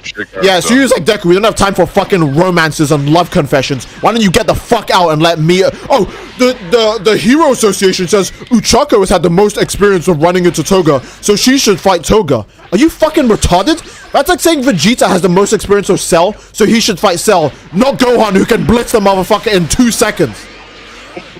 This doesn't equal exactly. Uchako has the most experience of Toga and loses every fucking time. Exactly, my guy. What does that even mean? Oh, Uchako has the most experience with Toga. What the fuck does that even mean? Okay, Vegeta's had the most experience with the Ginyu Force. Guess who washes them in 1 second flat? Goku. Shut the fuck up. Please shut the fuck up. The writing is so bad that doesn't exist. And again, I'm very sorry. If you like my hero, like, more power to you, but like how I read shit like that and it makes me go like, damn. Like, damn. I read shit like that and it makes me go, oh, I'm justified in hating this. I'm so glad I finally started reading it so I could completely justify, yeah, this is a piece of shit. Because before it would just be, oh, but you didn't read it. You wouldn't know it's bad. Okay, let me start reading it. I start reading it. No, it's shit. It's horrible. It's horrible. It's fucking poo. I was right. You don't need to see the whole... You don't need to see a full picture to go, that looks like a turd. My hero's dog shit. I'm pretty sure it's only carried by the character design. Yeah, that's not wrong. My hero character design is actually very good. My hero character design is exceptionally good. Horikoshi should be like Murata. You're good at drawing and you're good at designing characters, but you are dog shit at writing. Yeah, honestly, Horikoshi is exactly like Murata, the One Punch Man artist. They're good at drawing stuff, and then they're bad at writing stuff. That's all I could say. I think the only moment of Deku I genuinely like is just Deku versus Todoroki. That's his only good moment, straight up. There are good fights that involve Deku, but for character moments, I think it's just versus Todoroki. This motherfucker Deku's fought so many people that can dust Toga. Yeah, honestly, I could beat Toga. What the fuck, man? Jesus Christ. Fucking character on my hero. Anyone in this chat could beat Toga. There's no excuse. There really isn't any excuse. Toga literally has, oh, this is my favorite character, kind of wank. Yeah, Toga literally just has, this is my favorite character, so we're gonna start jacking her off and making her mad strong. My guy, it's... Why? Toga has so much sheer unrefined plot armor that it borders on Mary Sue type shit. The plot just bends around Toga. It really does. That bitch basically has a goddamn fucking, what do you call that shit? He has a love train from... You know what can beat Toga? A gun. Honestly, Toga should be using a gun. I don't know why she doesn't. I get that she can't drain people's blood if I use a gun. But like... Love train from fucking JoJo Bot 7. Yeah, honestly, no. Toga has Wonder of You. Because anyone who gets close to her just suddenly just starts getting hit by bad shit. Deku fumbles the bag heavy the second he's around Toga. Even if it's through a fucking portal. I'm going to get stronger. Oh, there's like one guy. Yeah, there's one guy in the whole show who has a gun, and he literally nearly killed Shigaraki the second he saw him. Let that sink in. Let that sink in. That guy almost ended My Hero right there. Does Deku ever gain balls? Quick question. Deku does have. I'm not okay. Credit where it's due. Deku, the war arc is. My Hero fans gas up way too much, but the war arc is probably one of the better My Hero arcs. I would say Deku's character is a lot better in that arc than any other My Hero arc. It's not better in the Todoroki moment, but it's his best moment. Again, I think the war arc gets gassed up too much, but it's decent. It's decent, and I'm a huge My Hero hater. So you know if I'm giving it props, it's actually worth it. It's worth its weight. I don't play this game because I enjoy it. I play it because I have to. Oh, this guy is bitch mid. Okay, when I was fighting him as a Piccolo, I was wondering if he was just laggy or if he just kept backing away from me. Alright. I am just gonna have to wait for him to fuck up all of his attacks then, because he's never gonna attack me until he sees me do it. Oh! Please? Oh! That move only works at point blank, I swear to God. Oh, he has a cancel, of course he does. Of course Turles has a cancel. Oh, that's why I picked a character, because he's got a cancel. Yeah, I told you I don't like this fucking game. No one likes this fucking game. What do you think of Black Clover? I think Black Clover is way better than My Hero, but that last arc was so shit. It's worse than anything My Hero's ever put. It's worse than anything any recent manga has put out. The last arc was so fucking shit. I'm a huge fan of Black Clover too, but the last arc is so fucking horrible. I don't want to see it animated. Yeah, you know when people go, oh yeah, this is my favorite moment. I can't wait to see it animated. I don't want to see that shit animated. I do not want to see that shit animated. Oh my god, the last arc was so fucking bad. Holy shit. Oh yeah, Kefla has a really Kayla has a really hard time with her combos. Because look at that shit. I'm pretty sure he's just laggy as well, but holy shit. That shit just does not connect. Ooh. I actually felt that one. It's one of the corniest stamina breaks in the game. When I perfect block you, I take away 2 bars of stamina. What the fuck? Nah, what you meant to say is he has so much range on his fucking back hit too. Like, Jesus Christ. Turles is just a tryhard Goku variant. Yeah, Turles is just tryhard Goku. Everyone is calling Turles the better Goku in the Xenoverse 2 beta. So you're not wrong. Oh, you thought I was open during that. He always has been. Yeah, he's. Oh god, of course he has immediate recovery out of his fucking back hit. It hits twice and covers a large area and makes him. That doesn't combo. What? That doesn't combo. Why did he do that? Maybe he thought it comboed. I play Guldo donated $2 at Intercourse with Uchako. Okay, well you better be from the UK or from Japan, because if you're from America, you going to jail. Okay, no, but let's be honest. With the way Horikoshi designs his characters, you're not supposed to look at them and go, ah, yes, minor. I feel like it's heavy cope when everyone just looks at a character and just says, guys, it's a minor. I'm very sure from a writing standpoint, it makes sense to make your characters young. Because if you want to do a Dragon Ball, drag out the story for 500 fucking years, your character should be young. Straight up. The younger they are, the better you can drag out your fucking story. Like she's like 23 or something. Like, okay, think about it. Black Clover had like a 6-month time skip, but the characters looked like they aged like fucking 3 to 5 years. Noel gets fat tits out of nowhere. Asta becomes like Roblox character, and apparently that's in 6 months. That doesn't make any sense. Definitely blood doping and using roids and how being the on fuck fucking do Black Clover characters change more in 6 months? That, like, bro, it's so crazy. All of them look different. Straight up, all of them look different. They don't even look like... It's wild. Noelle is very breathable. Alright, calm down. And thank you, I played Golden, for the $2 donation. But no, I would not intercourse Uchaka, because you know she would fuck up, tap you, and then you get glued to the ceiling. Oh, so she's stuck on the ceiling as well. Are you saying ceiling sex is the ideal scenario in that situation? Well, I mean, let the cum pour down to the ground so whoever walks in can get some of that. That's horrid. That's fucking disgusting. Oh my it's god. Just a fucking funny to think about. Wow, Z, why did you time him out for that? What the fuck? Oh my god. Scorp says no waffles taste better than pancakes and syrup doesn't disappear immediately.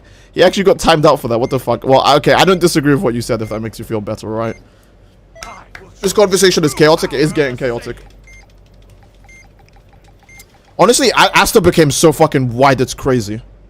6 month time skip and my man looks like a different guy entirely. He was already buff too. Now he's just a Roblox character.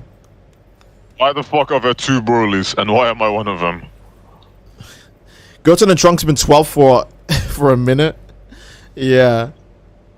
Your opinion on 9 from My Hero Academia? Oh, okay. Let me say 9 real quick. 9 is the strongest character in the series. Well, overhaul.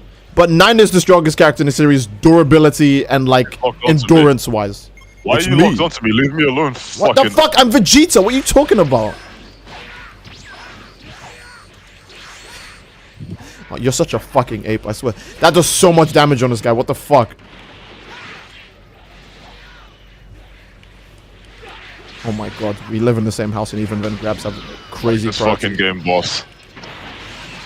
Peep that one. How about you peep that?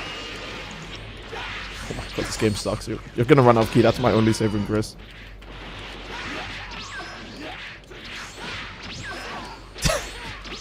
What made you what? Why the fuck does that combo from regular basic hits? Why the fuck does that combo? Guess who's running low on stamina? Pull out him. Just saying. Just saying. Why? How is that not a hard knockdown? Why okay. Someone else's super soul probably. Oh. 9 has too much durability, and he genuinely has too much attack damage too. And his attack potency is too high, and his attack AoE is too great. Why the fuck did that knock me out this time? But okay, I actually hate you. You're part of the reason this game is worse. You're part of the reason this game is worse. Remember, you're part of the reason this game is worse. Fuck. You're saying I'm part of the reason this game is bad, but you have to think about it. The only people that are part of the reason the game is bad are the people actively playing it and cheesing. I'm only playing it because you told me to. No, too late. You make the game worse. Yeah, 9 is just too strong. Oh, also, how the fuck does he have All for One's quirk? Oh, sorry, here's the quirk factor. Oh, my bad. But like, he's seriously too strong.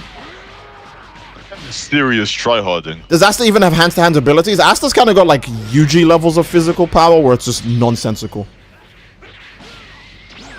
Like, not really a spoiler, just a random feat. But there's a character that UG will fight later in Jujutsu Kaisen that can, like, their main form of attack is to fly you through a building, like, instantly. Like, you immediately go through the building. And when they hit Yuji with that, they comment, oh, most people just turn into mincemeat when that happens. And Yuji is fine. He just brushes the rubble from the back of his shirt. He's like, whatever. Yuji's physicality is completely cracked. Also, for those of you guys who've seen the Shibuya arc, you would know the final fight Yuji gets into, and he eats so much fucking damage in that fight and still goes, you know what? I have enough time to walk slowly towards you menacing because I don't feel this shit. I'm too strong right now. I'm not feeling it. You didn't do enough damage to me. I can just I can lore walk up to you while monologuing about how I'm just gonna kill you because. Yeah, that counts as it. Yuji is crazy strong. And I'm not saying Asta is as physically strong as Yuji, but I think they fit into the same branch of like brainless like physicality, where they're just so physically like strong that like they can like just beat most other things through just strength alone. That grab is so cracked. Holy shit. By the way, did this grab get nerfed? Is he being grabbed by the other bro?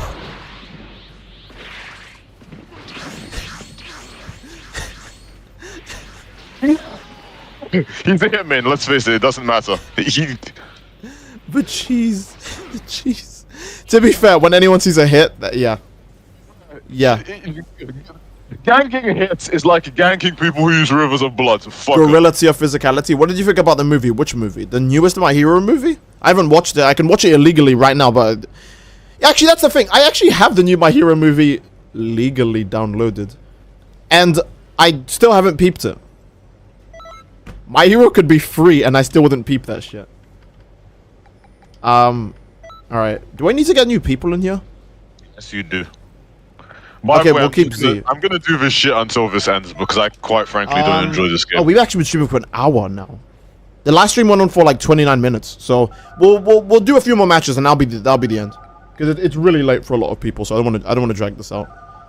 I forgot I can't have fun on an OP character. Well, the character isn't OP, he's game breaking. So if people can't have fun fighting you, so don't expect to have fun fighting them. Exactly. It's completely fair. My guy. I don't get that logic. I can't have fun on an OP character. What about everyone else, dickhead? I don't think Yuji is fully human. Again, obviously, you'll see more and more as the story unveils. But yeah. About the Jujutsu Kaisen movie. Was that about the Jujutsu Kaisen movie? What the fuck is that? Oh, I haven't actually watched it yet. OP character. Oh yeah, I can't have fun shooting up people. What about everyone else? Yeah, the character is so nonsensically overpowered. No one else can have fun fighting it. So it's kind of wild to expect people to play fair against you. When you pick a top tier character like that. I saw the new Baki Pickle trailer. Oh yeah. That's the kind of behavior that like a ganker in Elden Ring would have. Like, oh, I can't have fun ganking people. That's what they'll say when they fucking lose to one guy. They'll get mad legitimately, even though they've been cheesing the whole day. Yeah, when you pick the strongest character in the game and abuse all of his like broken moves and even like he cancel all the time, it becomes less of I'm having fun with this character and more so. I don't like playing this game, but I don't expect people to play fair against me when I'm just grabbing with fucking Broly. If you're cheesing or using something that OP, you kind of can't complain. You have the tools to get around it. Get around it. Yeah, just get around it. Simple as. Just get around it, bro. It's a solid argument. It's never failed. What do you think of the Columbine massacre, bro? I'm not even gonna address that shit. Walker. You better sleep with one eye open. That's all I can tell you. So where was I going with this? Oh, I have burst charge. Ooh. Are you still picking fucking Broly?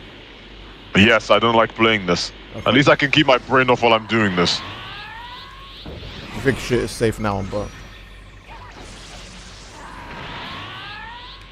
when my super soul kicks in, you're dead meat. I'm just saying. What's your super soul? You'll find out. You'll find out. Okay. I don't know what you're doing. This grab is the. There we go. My super soul's out. Goodbye, Pro FC. I knew you well.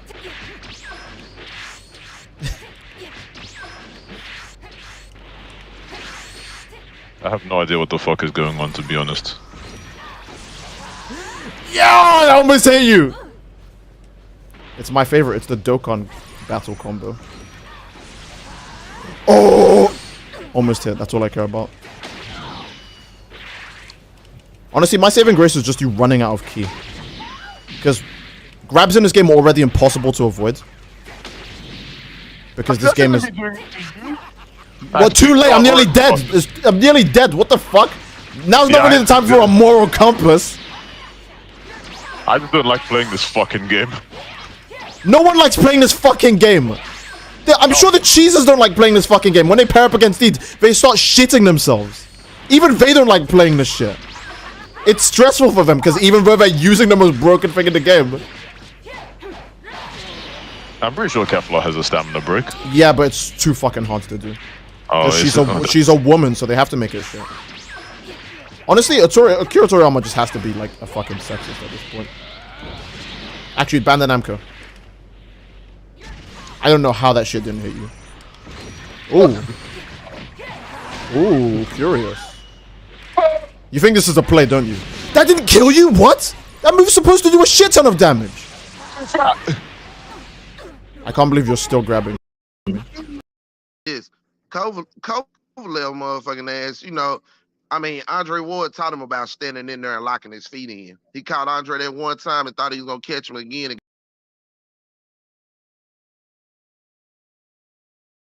Yep, Lions in the camp. Yep, Anthony. Yep. Before Canelo. Train. Anthony York took a chunk out his ass too. So, you know, man, we all know what time it is. All right, man. Let's catch up with the chat, bro. Opulent. He hit us with a super chat. I appreciate you. He said, "What's up? What's up, K-Rod? Hold on, bro." He said, "They got to put respect on that ass whooping Bivol gave and not try to blame him going via. Hey, man, he didn't have the beef he needed, bro. Payday, one payday. Yeah." He didn't have that beef he needed, bro. But this is what I was talking about. So me and Contender on Instagram, right, was talking about the weigh-in. Look, to what Coach has said, 817, I said, how in the fuck does a guy coming up look bigger than a man who been at the weight? Yeah, he was big. He was like Bivol better not do that shit and drop down to 168. He better not. Hey, look, he said some shit after the fight that I respected, and then they kept they keep trying to do anything they can to get a rematch and get Canelo another shot. Every motherfucking Hispanic reporter, every reporter that got a hold of him, Bivol was rematch, or it was a great fight, but rematch, and fuck around and try to get him down to 178. Hey, and he turned around and said, it's not going to be the same negotiations and concessions it was the first time. I'm a champion. He was a challenger, and I gave him all the concessions. Right. It ain't going to be like that the second time if it's a rematch. But if I'm him, fuck that. Back at 175 where you got your ass whooped. Mm-hmm. Hey Rick, I appreciate you having me on, bro. Hey, man, you know you're welcome, Coach. That ain't nothing, bro. Hey, one more thing I want to say. This is what needs to happen in boxing. They need to have a governing body over all these fucking judges because all of them cards were identical and they gave Canelo the first 4 rounds. Yep. That was some bullshit. They need to be an investigation and they need to fucking fire these motherfuckers because you did. This is the one thing I can't stand because you're dealing with people's lives when you do this shit because guys dedicate themselves to this sport. They dedicate themselves to their livelihood and you sit here and fuck them over like that because they wanted to give Canelo that fight so bad. So they need to be an investigation and fire these motherfuckers. That's all I got to say, brothers. Y'all peace out. I'm going to get back in the chat. Agreed. All right, Coach. Agreed. Coach. But I'm gonna keep making my point, bro, because we got to come to understand this, bro. Like I said, man, what happened for Canelo for this to happen this way, bro? They're like, why we gonna play like boxing ain't what boxing is? You see what I'm saying? Why not? Because now that we finally got something we wanted to see, let alone not from a fighter we thought we was gonna see it from. Again, shout out to Bivol. No disrespect, right? But if we being honest, bro, like what had to happen for this to happen for Canelo on a performance such as this when we've seen him win fights? When we seen him get away with piss somebody off, man. That's all I can say. I'm asking the question. You know what I'm saying? I'm asking the question. What's really happening? I don't know who he pissed off, but you're right, God. He pissed somebody it's off. It's over, Rick. Yeah. Go ahead. I'm sorry, K-Rod. What's up, bro?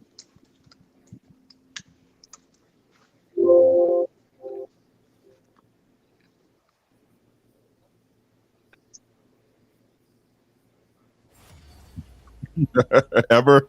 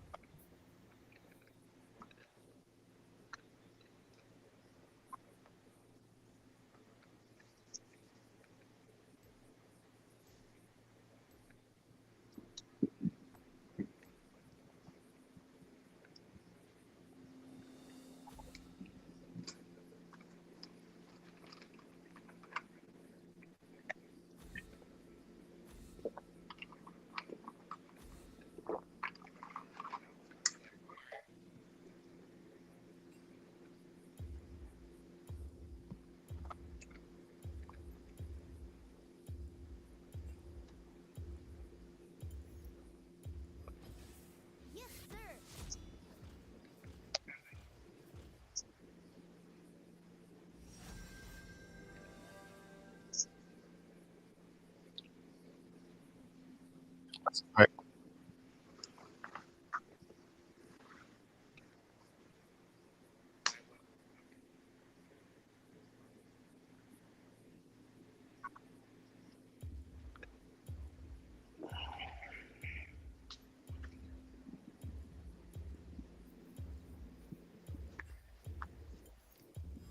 And let me say this too, Crod. Like, I don't understand how people are saying, how is it a cherry pick? Bivol is in his prime, da da da da da. When these motherfuckers weren't picking Bivol for shit. They were picking Canelo by stoppage. Say it again. Say it again, Alan. They were picking Canelo by stoppage. Motherfuckers, get the fuck out of here, bro. Get the fuck out of here. And listen, there is no way the so-proclaimed hero of Mexico would have picked a motherfucker for Cinco de Mayo weekend to lose to. He was talking about fighting McAboo. MacBook. Abahagata. I mean, he was actually trying to float that shit, and the response was horrible. I mean, say, look, I keep trying to tell folks, man, like, y'all can't tell me that Dazn had more money. Y'all can't tell me that. Not when words matter. When the motherfucker say up to, and another motherfucker tell me guaranteed, I need more details. And when you go look at it, he already had a $365 million deal with them that he never saw the fucking contract on. Okay, stop. Oops. I need y'all to stop. I need you to stop, okay? We gonna do it live. Fuck it. Y'all here, right? Y'all here. Fuck it. Let's do it. Fighter ratings. Canelo fucking Alvarez tonight. What's happening? Let's do it right now, baby. Let's do it right the fuck now. Yeah, let's do it now. Fight right now. Let's get it, Ricky. Click the link. You gonna do fighter ratings. He done turned this motherfucker all the way up. Let's get it. Let me get some video first, y'all. Y'all know we gotta do him right. Just because he lost, we still gotta give him what he hold on. We gotta give him what he wants. See how we do this on the fly? We do this on the fly. Hold on.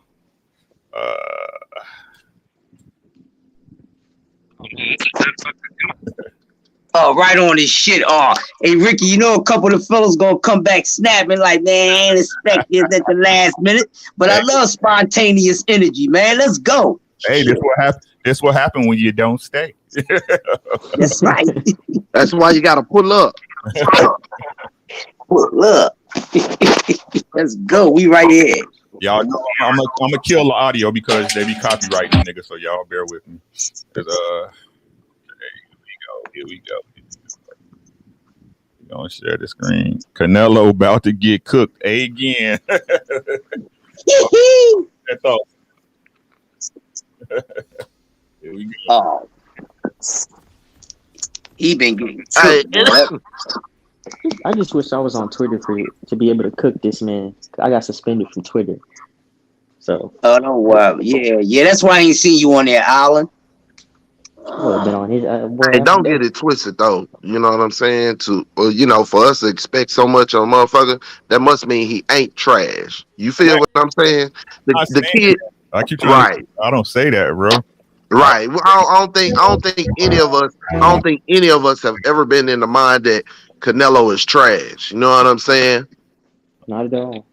Always do these overrated. Here we go. Yeah.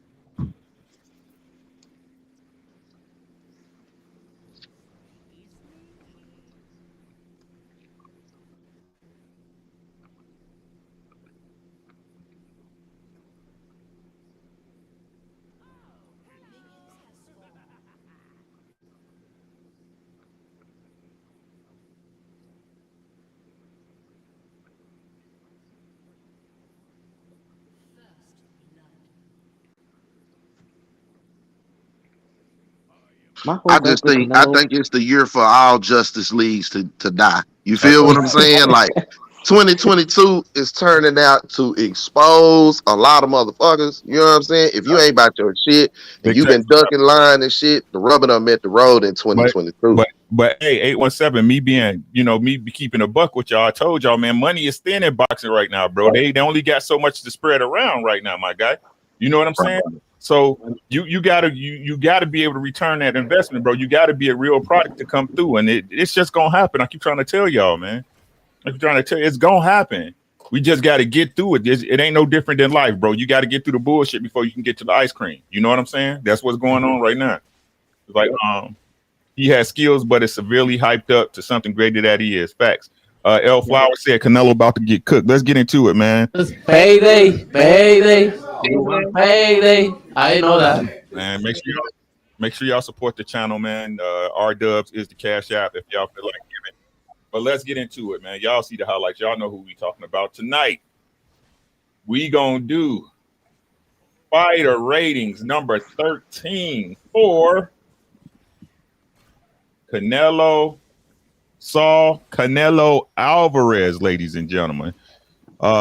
Just lost last night to Dimitri Bivol. Let's pull up this stats. This shit about to be hilarious. Hold on. Hey, I've been smashing them with that. I've been smashing them with it all weekend, bro. From when I seen the cards, I was like, "Happy Cinco de Bivol." So let's get to it. So tonight we're gonna talk about Mexico's own, man. Mexico's own Santos Saul Alvarez Barragan is his real name.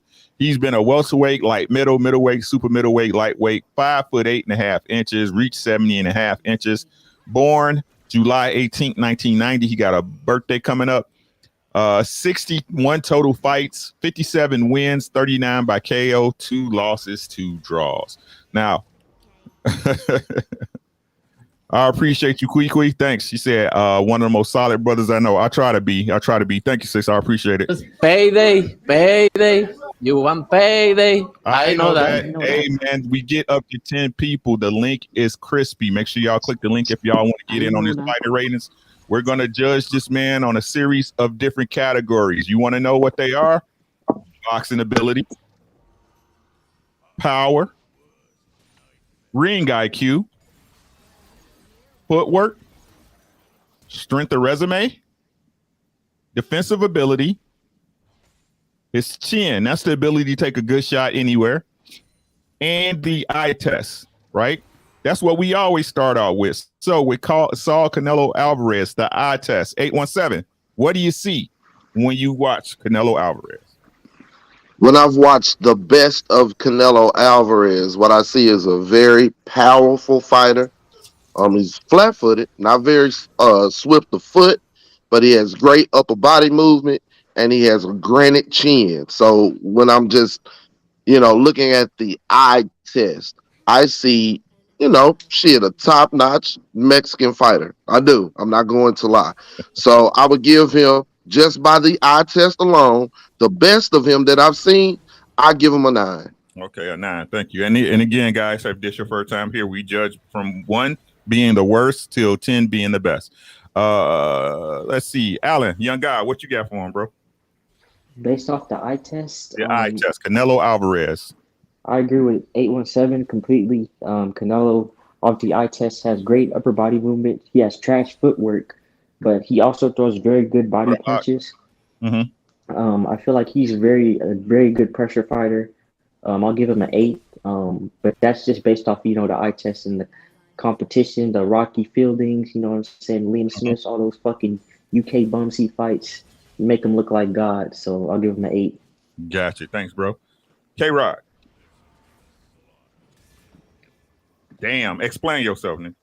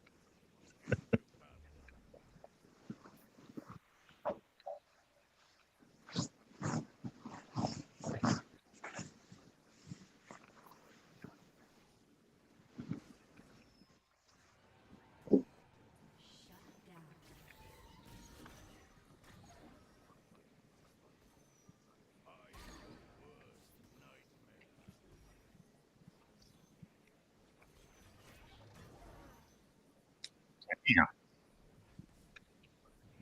Damn.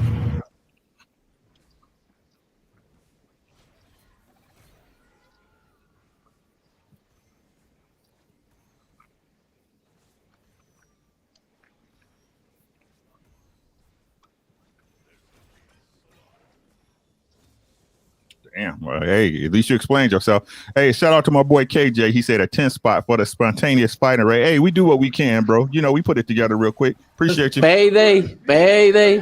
You want payday? I know that. You know, I figured it's Sunday night. Everybody didn't gave their girl roses and dinner. You know, y'all got time, right?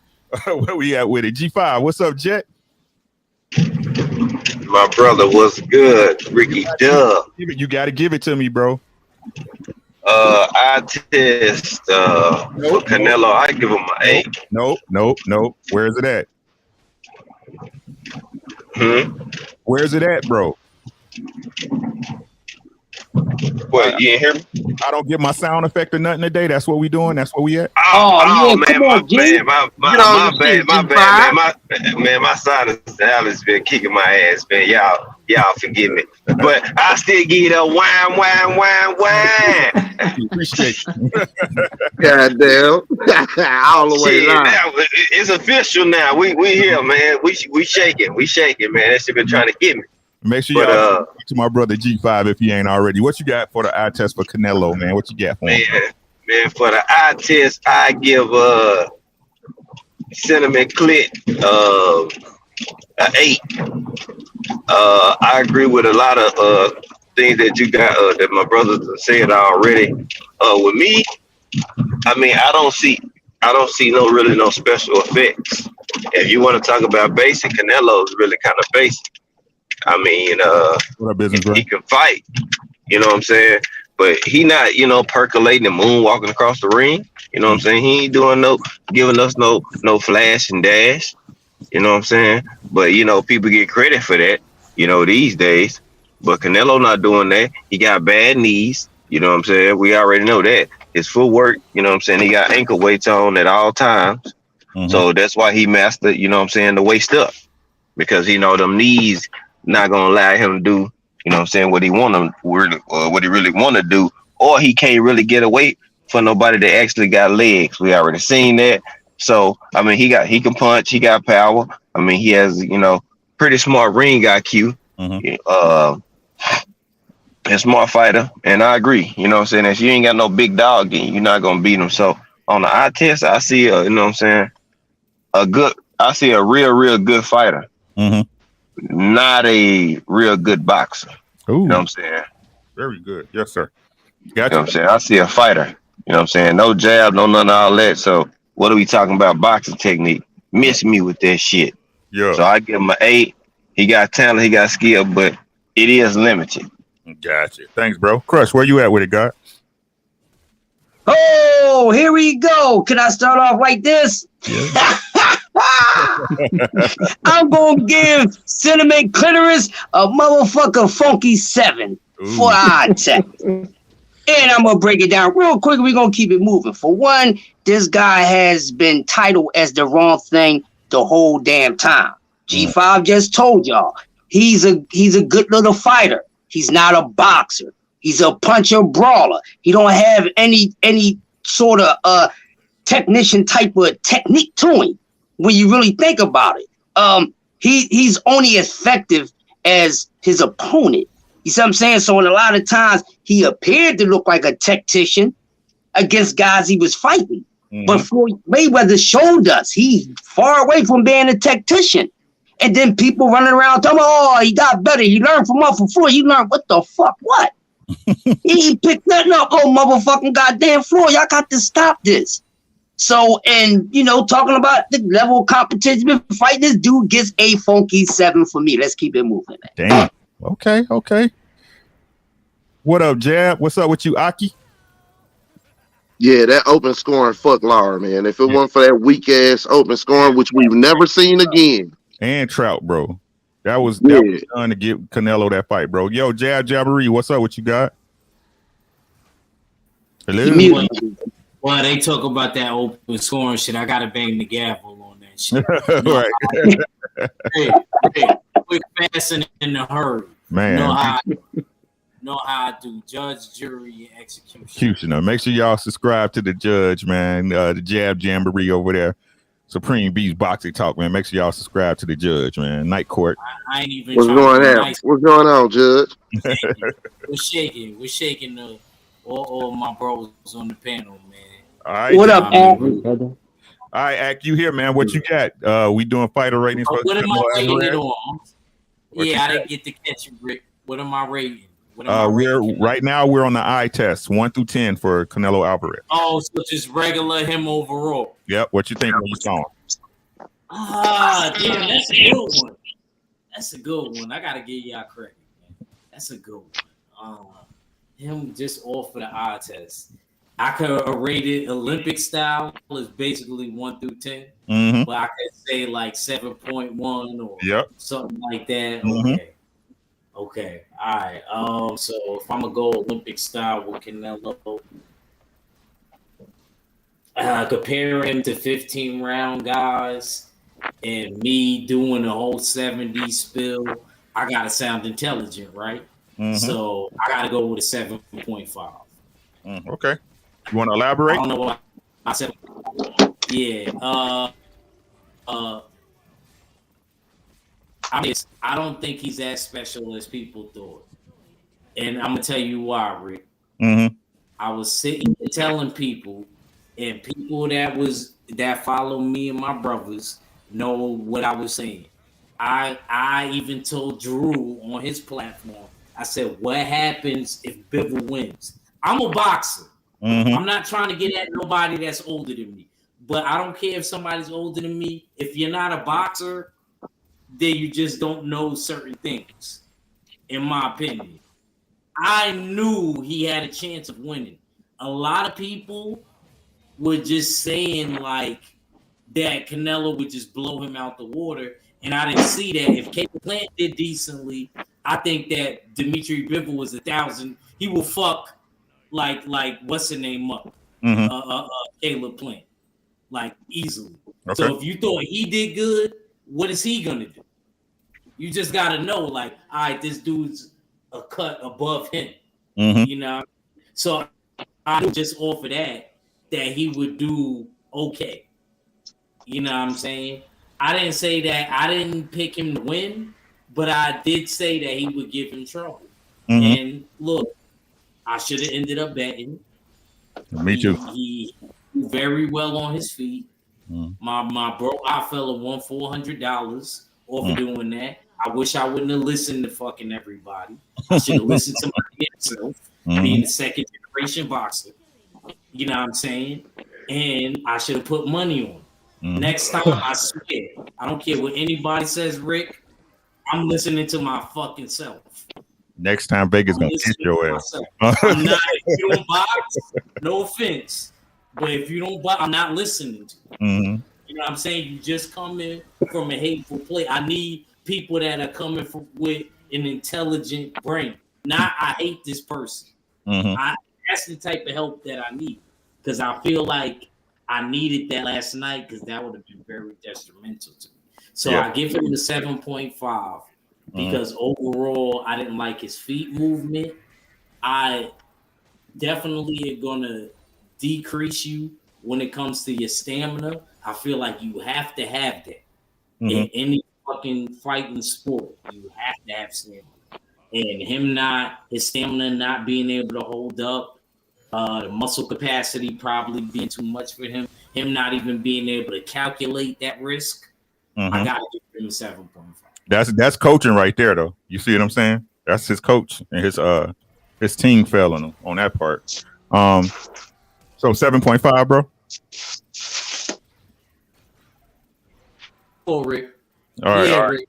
All right, man. All right, I appreciate y'all, man. My turn, bro. Again, we 7.5. Okay, I got you. Like, we still got some spots. The link is in the description. So if y'all want to click the link, Pac-Man, Key, whatever y'all want to do, you know, the link's there. Anybody, right? But shout out to Kevin Samuels for RIP Kevin Samuels, but shout out to Seven Camuels for this, bro. For I give him a 6, bro. He's average at best. Right? Yep. I mean, average at best. If you watch boxing and you would have saw Canelo without nothing, right? Just seeing his highlight films or seeing him fight, you'd be like, this dude is rudimentary. He real basic. Do he got power? Sure does, right? Hit hard, decent punch placement. But as far as doing anything else besides that in boxing, bro, what have we seen him do, right? And again, that's kind of leading up to what I was talking about when we was talking about the actual fight. What did Canelo do special that he didn't do through all his other fights to cause him to catch this particular L? The only thing we can say that he did different was he didn't knock Bivol out, right? Because we didn't see Canelo throw shots, those shots getting caught and blocked and parried, and them still being counted as shots, right? And Canelo still being up on the cards. But if you actually compare him to the fighters that he's been with, and if you take away all the advantages that he had, which I can't help but do, bro, he's a 6. He's better than an average fighter by the eye test. He's better than the average fighter. Now that's before you add all the glitz and glam and the machine behind it and the media and all that stuff and the people saying he's got God's greatest gift to boxing and all this shit, bro. If you're looking for what he brings to the ring, power, punch placement, his stamina is trash. His feet is trash. His knees is trash. He has above average defense. That's why I gave him a 6. Educated said, damn, just saying, bro. Driving the forklift. Be careful, bro, when you're working. Okay, so we got that one out the way. What we got next? Let's go to defensive ability. 817. Defensive ability. Oh, okay. I'm going to give Canelo defensive ability a 7.2. 7.25. 7.25. And reason being, I mean, his feet, you know, his lack of educated footwork when it comes to defense, you know, I mean, you just take 2 points off the top for that. Now, you know, his upper body movement gives him the ability to try to slip some punches and get away from some, but if you know how to attack him, I mean, with his feet being planted and being stuck, you can get shots off on him. The problem is a lot of motherfuckers, when they get shots off on him, they either admire their work or they standing there happy because they hit him and they catch something in return. But if you know how to box and you hit that motherfucker on the move, then he gonna spend the whole night chasing you. You know what I'm saying? And he don't know how to get away from that shit. So I'm gonna give him a 7.25. The upper body movement really fucking saves him. You know what I'm saying? But defensive ability, yeah, 7.25. And one more thing. Contender Regime Boxing, man. Shout out to him, man. Say that man said a mouthful in so few words. He say, great motherfuckers don't just fight title holders. They fight champions. It's a difference. It's a motherfucking difference. Indeed. Anybody can be a title holder, but it's a difference being a champion. Gotcha, bro. Thanks, man. Hey, Alan Young, what you got for defensive ability, bro? I give him a 7 because based off his upper body movement, it's pretty good. But what we saw with Bivol last night is that shit, it's not gonna hold up because, like 817 said, when your feet are planted, there's only so many ways that your upper body can move in so many positions. And once you can figure out how to hit him and to, you know, slow that upper body movement down, then he really doesn't have any defense. So I feel like he's shown great upper body movement, but that's against competition that is willingly putting their belt in his hands without even fighting them. They lay down. They don't throw with intent to hurt him or to take the opportunity to say, I beat the quote unquote pound for pound fighter in the world. They thank him for the opportunity and then they sit there in their fucking punching bag. So they really don't do anything that'll push Canelo to the precipice of greatness. They don't push him to where you can say, well, damn, that was a tough fight for Canelo, but he pulled it out. Yep. Canelo's a real dog. Yep. So I feel like that's one of the reasons I give him a 7 for his defense. I appreciate that, bro. Mr. Fist, what's happening with you, bro? All right, man. Crush, what you got on it, bro? Oh, man, this dude get a 6 for his defensive ability because he only defensive one way. You know, just like the brother just said, it's not too much to go on. You only got a little bit lateral movement. How much lateral movement, how long it's going to be effective when your feet is planted? You still got to know how to do other things. You got to you got to know how to move around. You got to know how to parry punches. You know, just lateral movement, that's not going to get it all the time. And then if somebody can get in a position where you don't have your feet planted right, you ain't dodging too much shit. You're going to get caught. And it showed last night with this guy, because normally his upper body movement is a little more fluid. You see what I'm saying? It wasn't as fluid last night. You know what I mean? So I'm not making an excuse up for him, but he ain't really a defensive dude. It only works once in a while, and something is going on with this dude to where it's not looking as fluid as it once used to be. Oh, man. Great breakdown, bro. Jab Marie, what you got on it? Yeah, man. As far as what you said, upper body movement. Defensive ability. Actually, you know what? Defensive ability. Mobility. Yeah. Yeah. Defensive ability.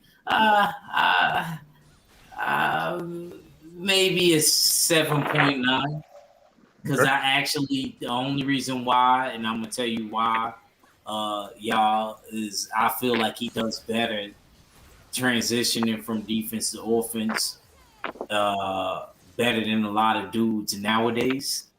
Like, you gotta understand, dudes nowadays. That's why y'all really gotta come to my channel and check out the 70s build that I'm doing on heavyweights. You know what I'm saying? Like, dudes like from that time that's really like got it all together. Like, I feel like the fighters nowadays, they don't transition that well. So that makes it easier to make him higher in that category, in my opinion. Because only few dudes, I feel like, transition better like a Terrence Crawford. You know what I'm saying? So I'll give him 7.9 in that category. You know what I mean? But you don't be surprised if I go lower depending on what you bring up. Okay, appreciate you, bro. K-Rod, what you got for defensive ability for Canelo, bro?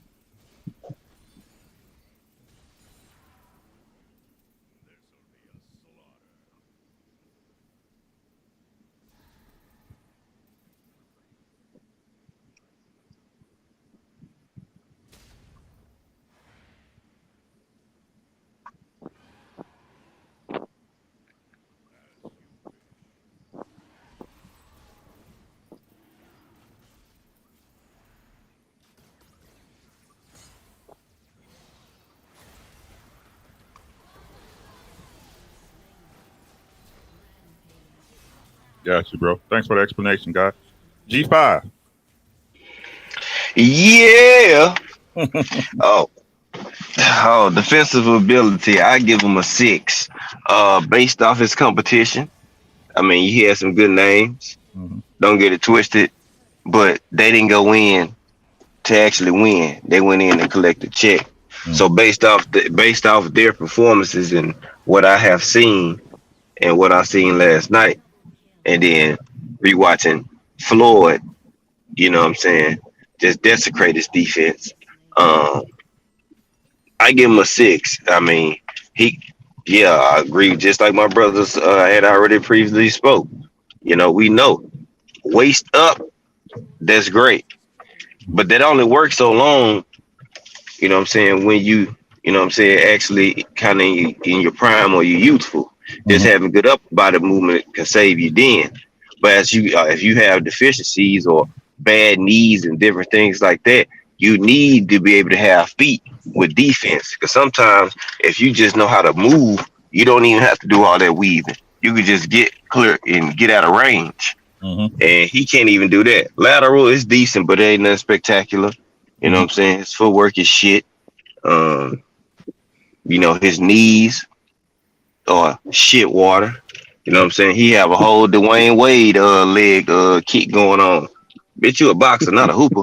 But you know, it's just different stuff. I just see, man. I mean, yeah, he could do it, but look who he doing it against. You know what I'm saying? When he fought Jacobs didn't go in there to try to win. That boy went in there just to get a another miracle ass paycheck. That's all.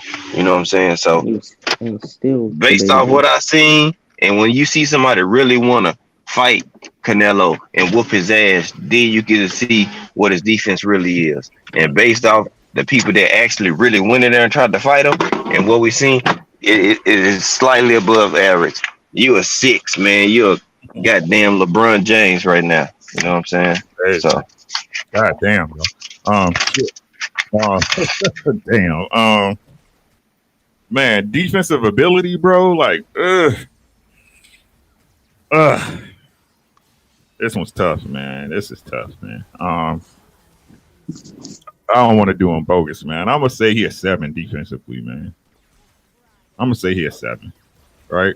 Because he's got better than average defense, upper body movement. Yeah, his feet are trash, bro. But he knows where to be and where not to be. I think what I learned last night, because this is the second time I saw it, because we saw it with Floyd, bro. Canelo cannot do well against combination punchers. He can't. He can't. He's never going to be able to, because exactly what you guys said. His feet are so stuck to the ground, bro. And even if he bending at the waist, he not gonna flash or look off every punch, no matter how good his upper body movement is, bro. Last night, what I was watching is with Bivol, even though he wasn't throwing full throttle, he wasn't punching through. He was throwing scoring punches. But whenever he threw a 4 or 5 punch combination, he hit that dude at least 3 times out of those combos.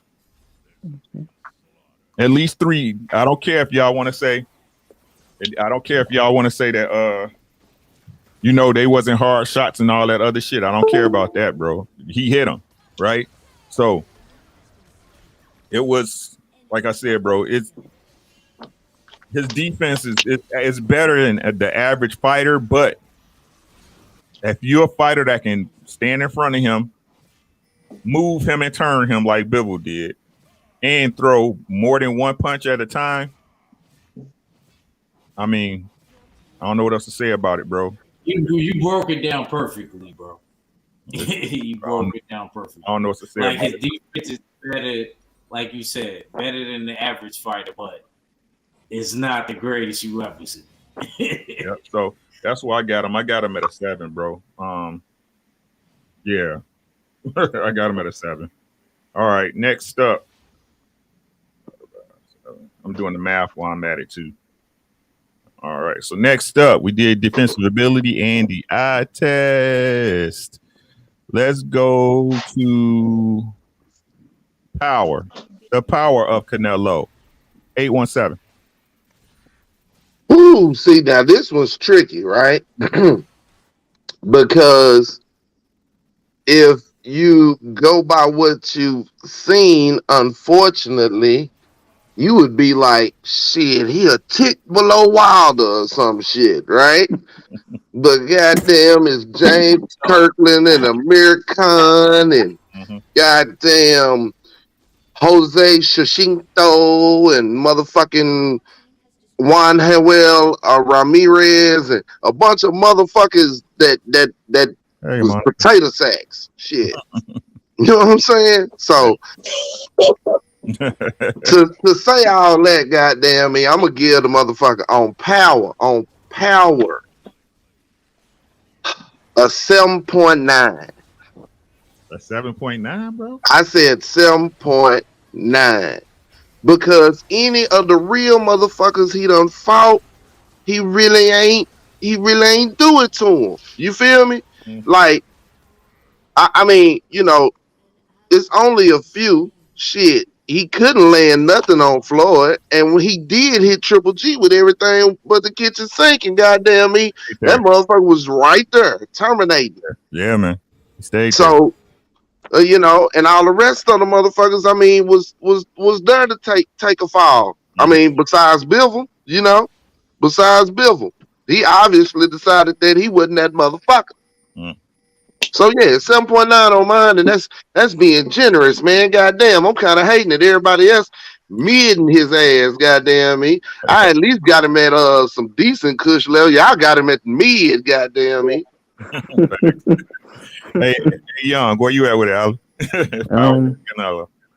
I feel like it's a 7. I feel like his power is really overrated.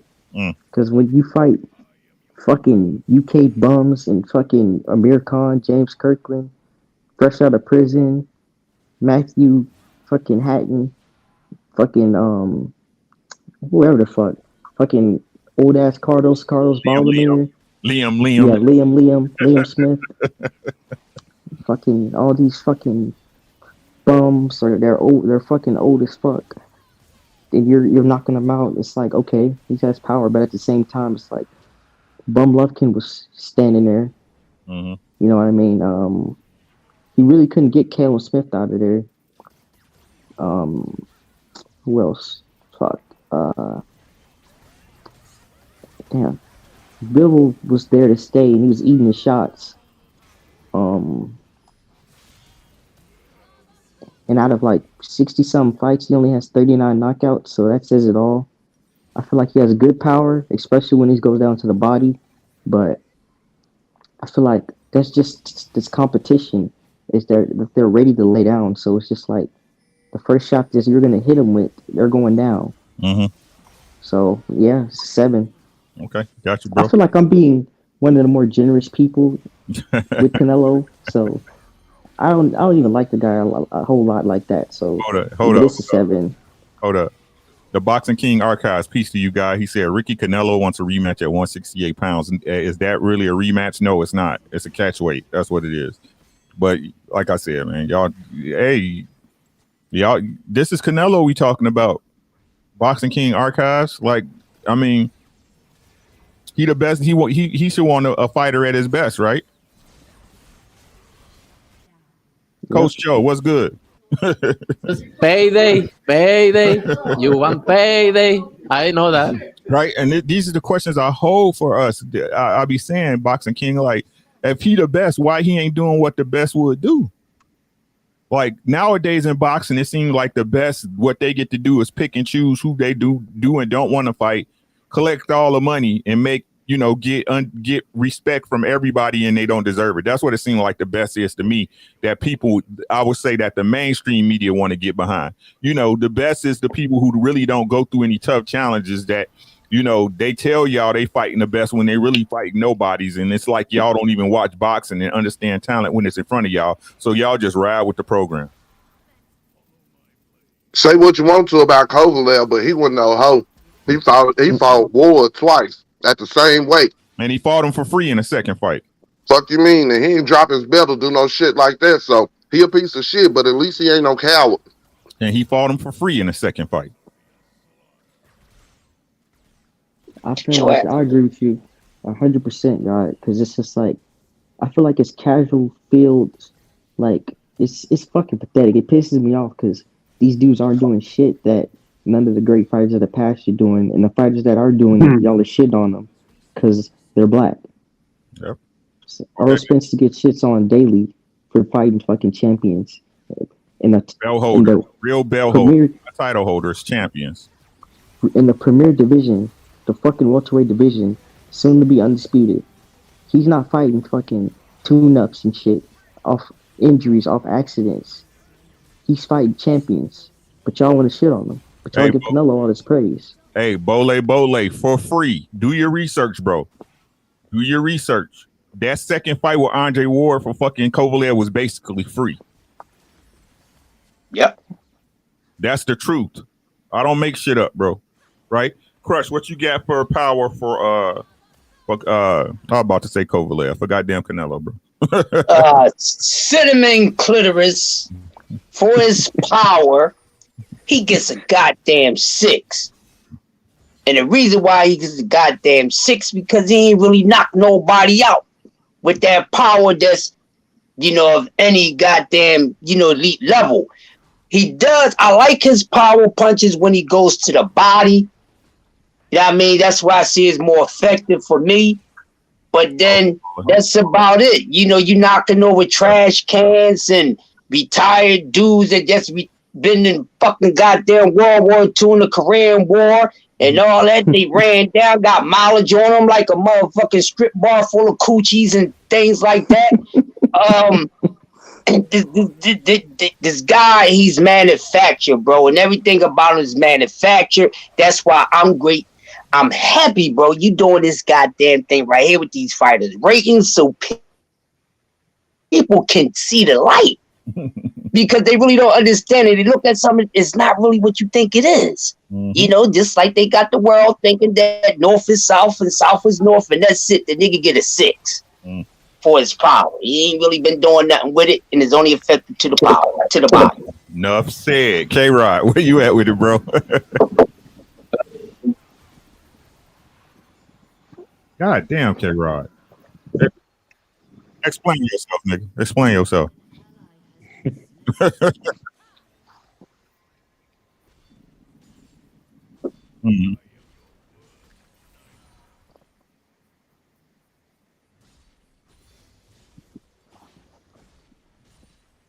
But K-Rod, he knocked that dude's bicep off his arm, bro. What you got to say about that?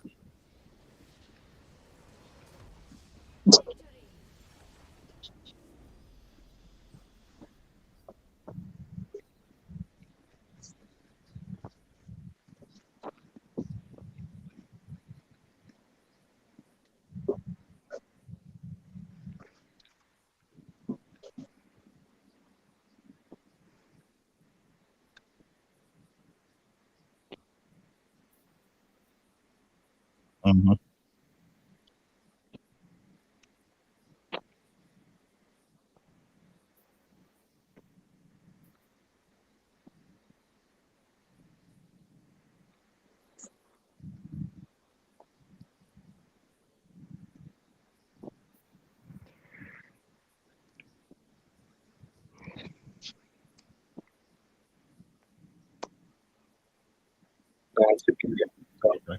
Appreciate you. Luciano Thomas, what's up, guy? Yo, what's up, bro? What's up with you, man? Hold on, man. We'll get to you, bro. G5, where you at with it, bro? Power for Canelo.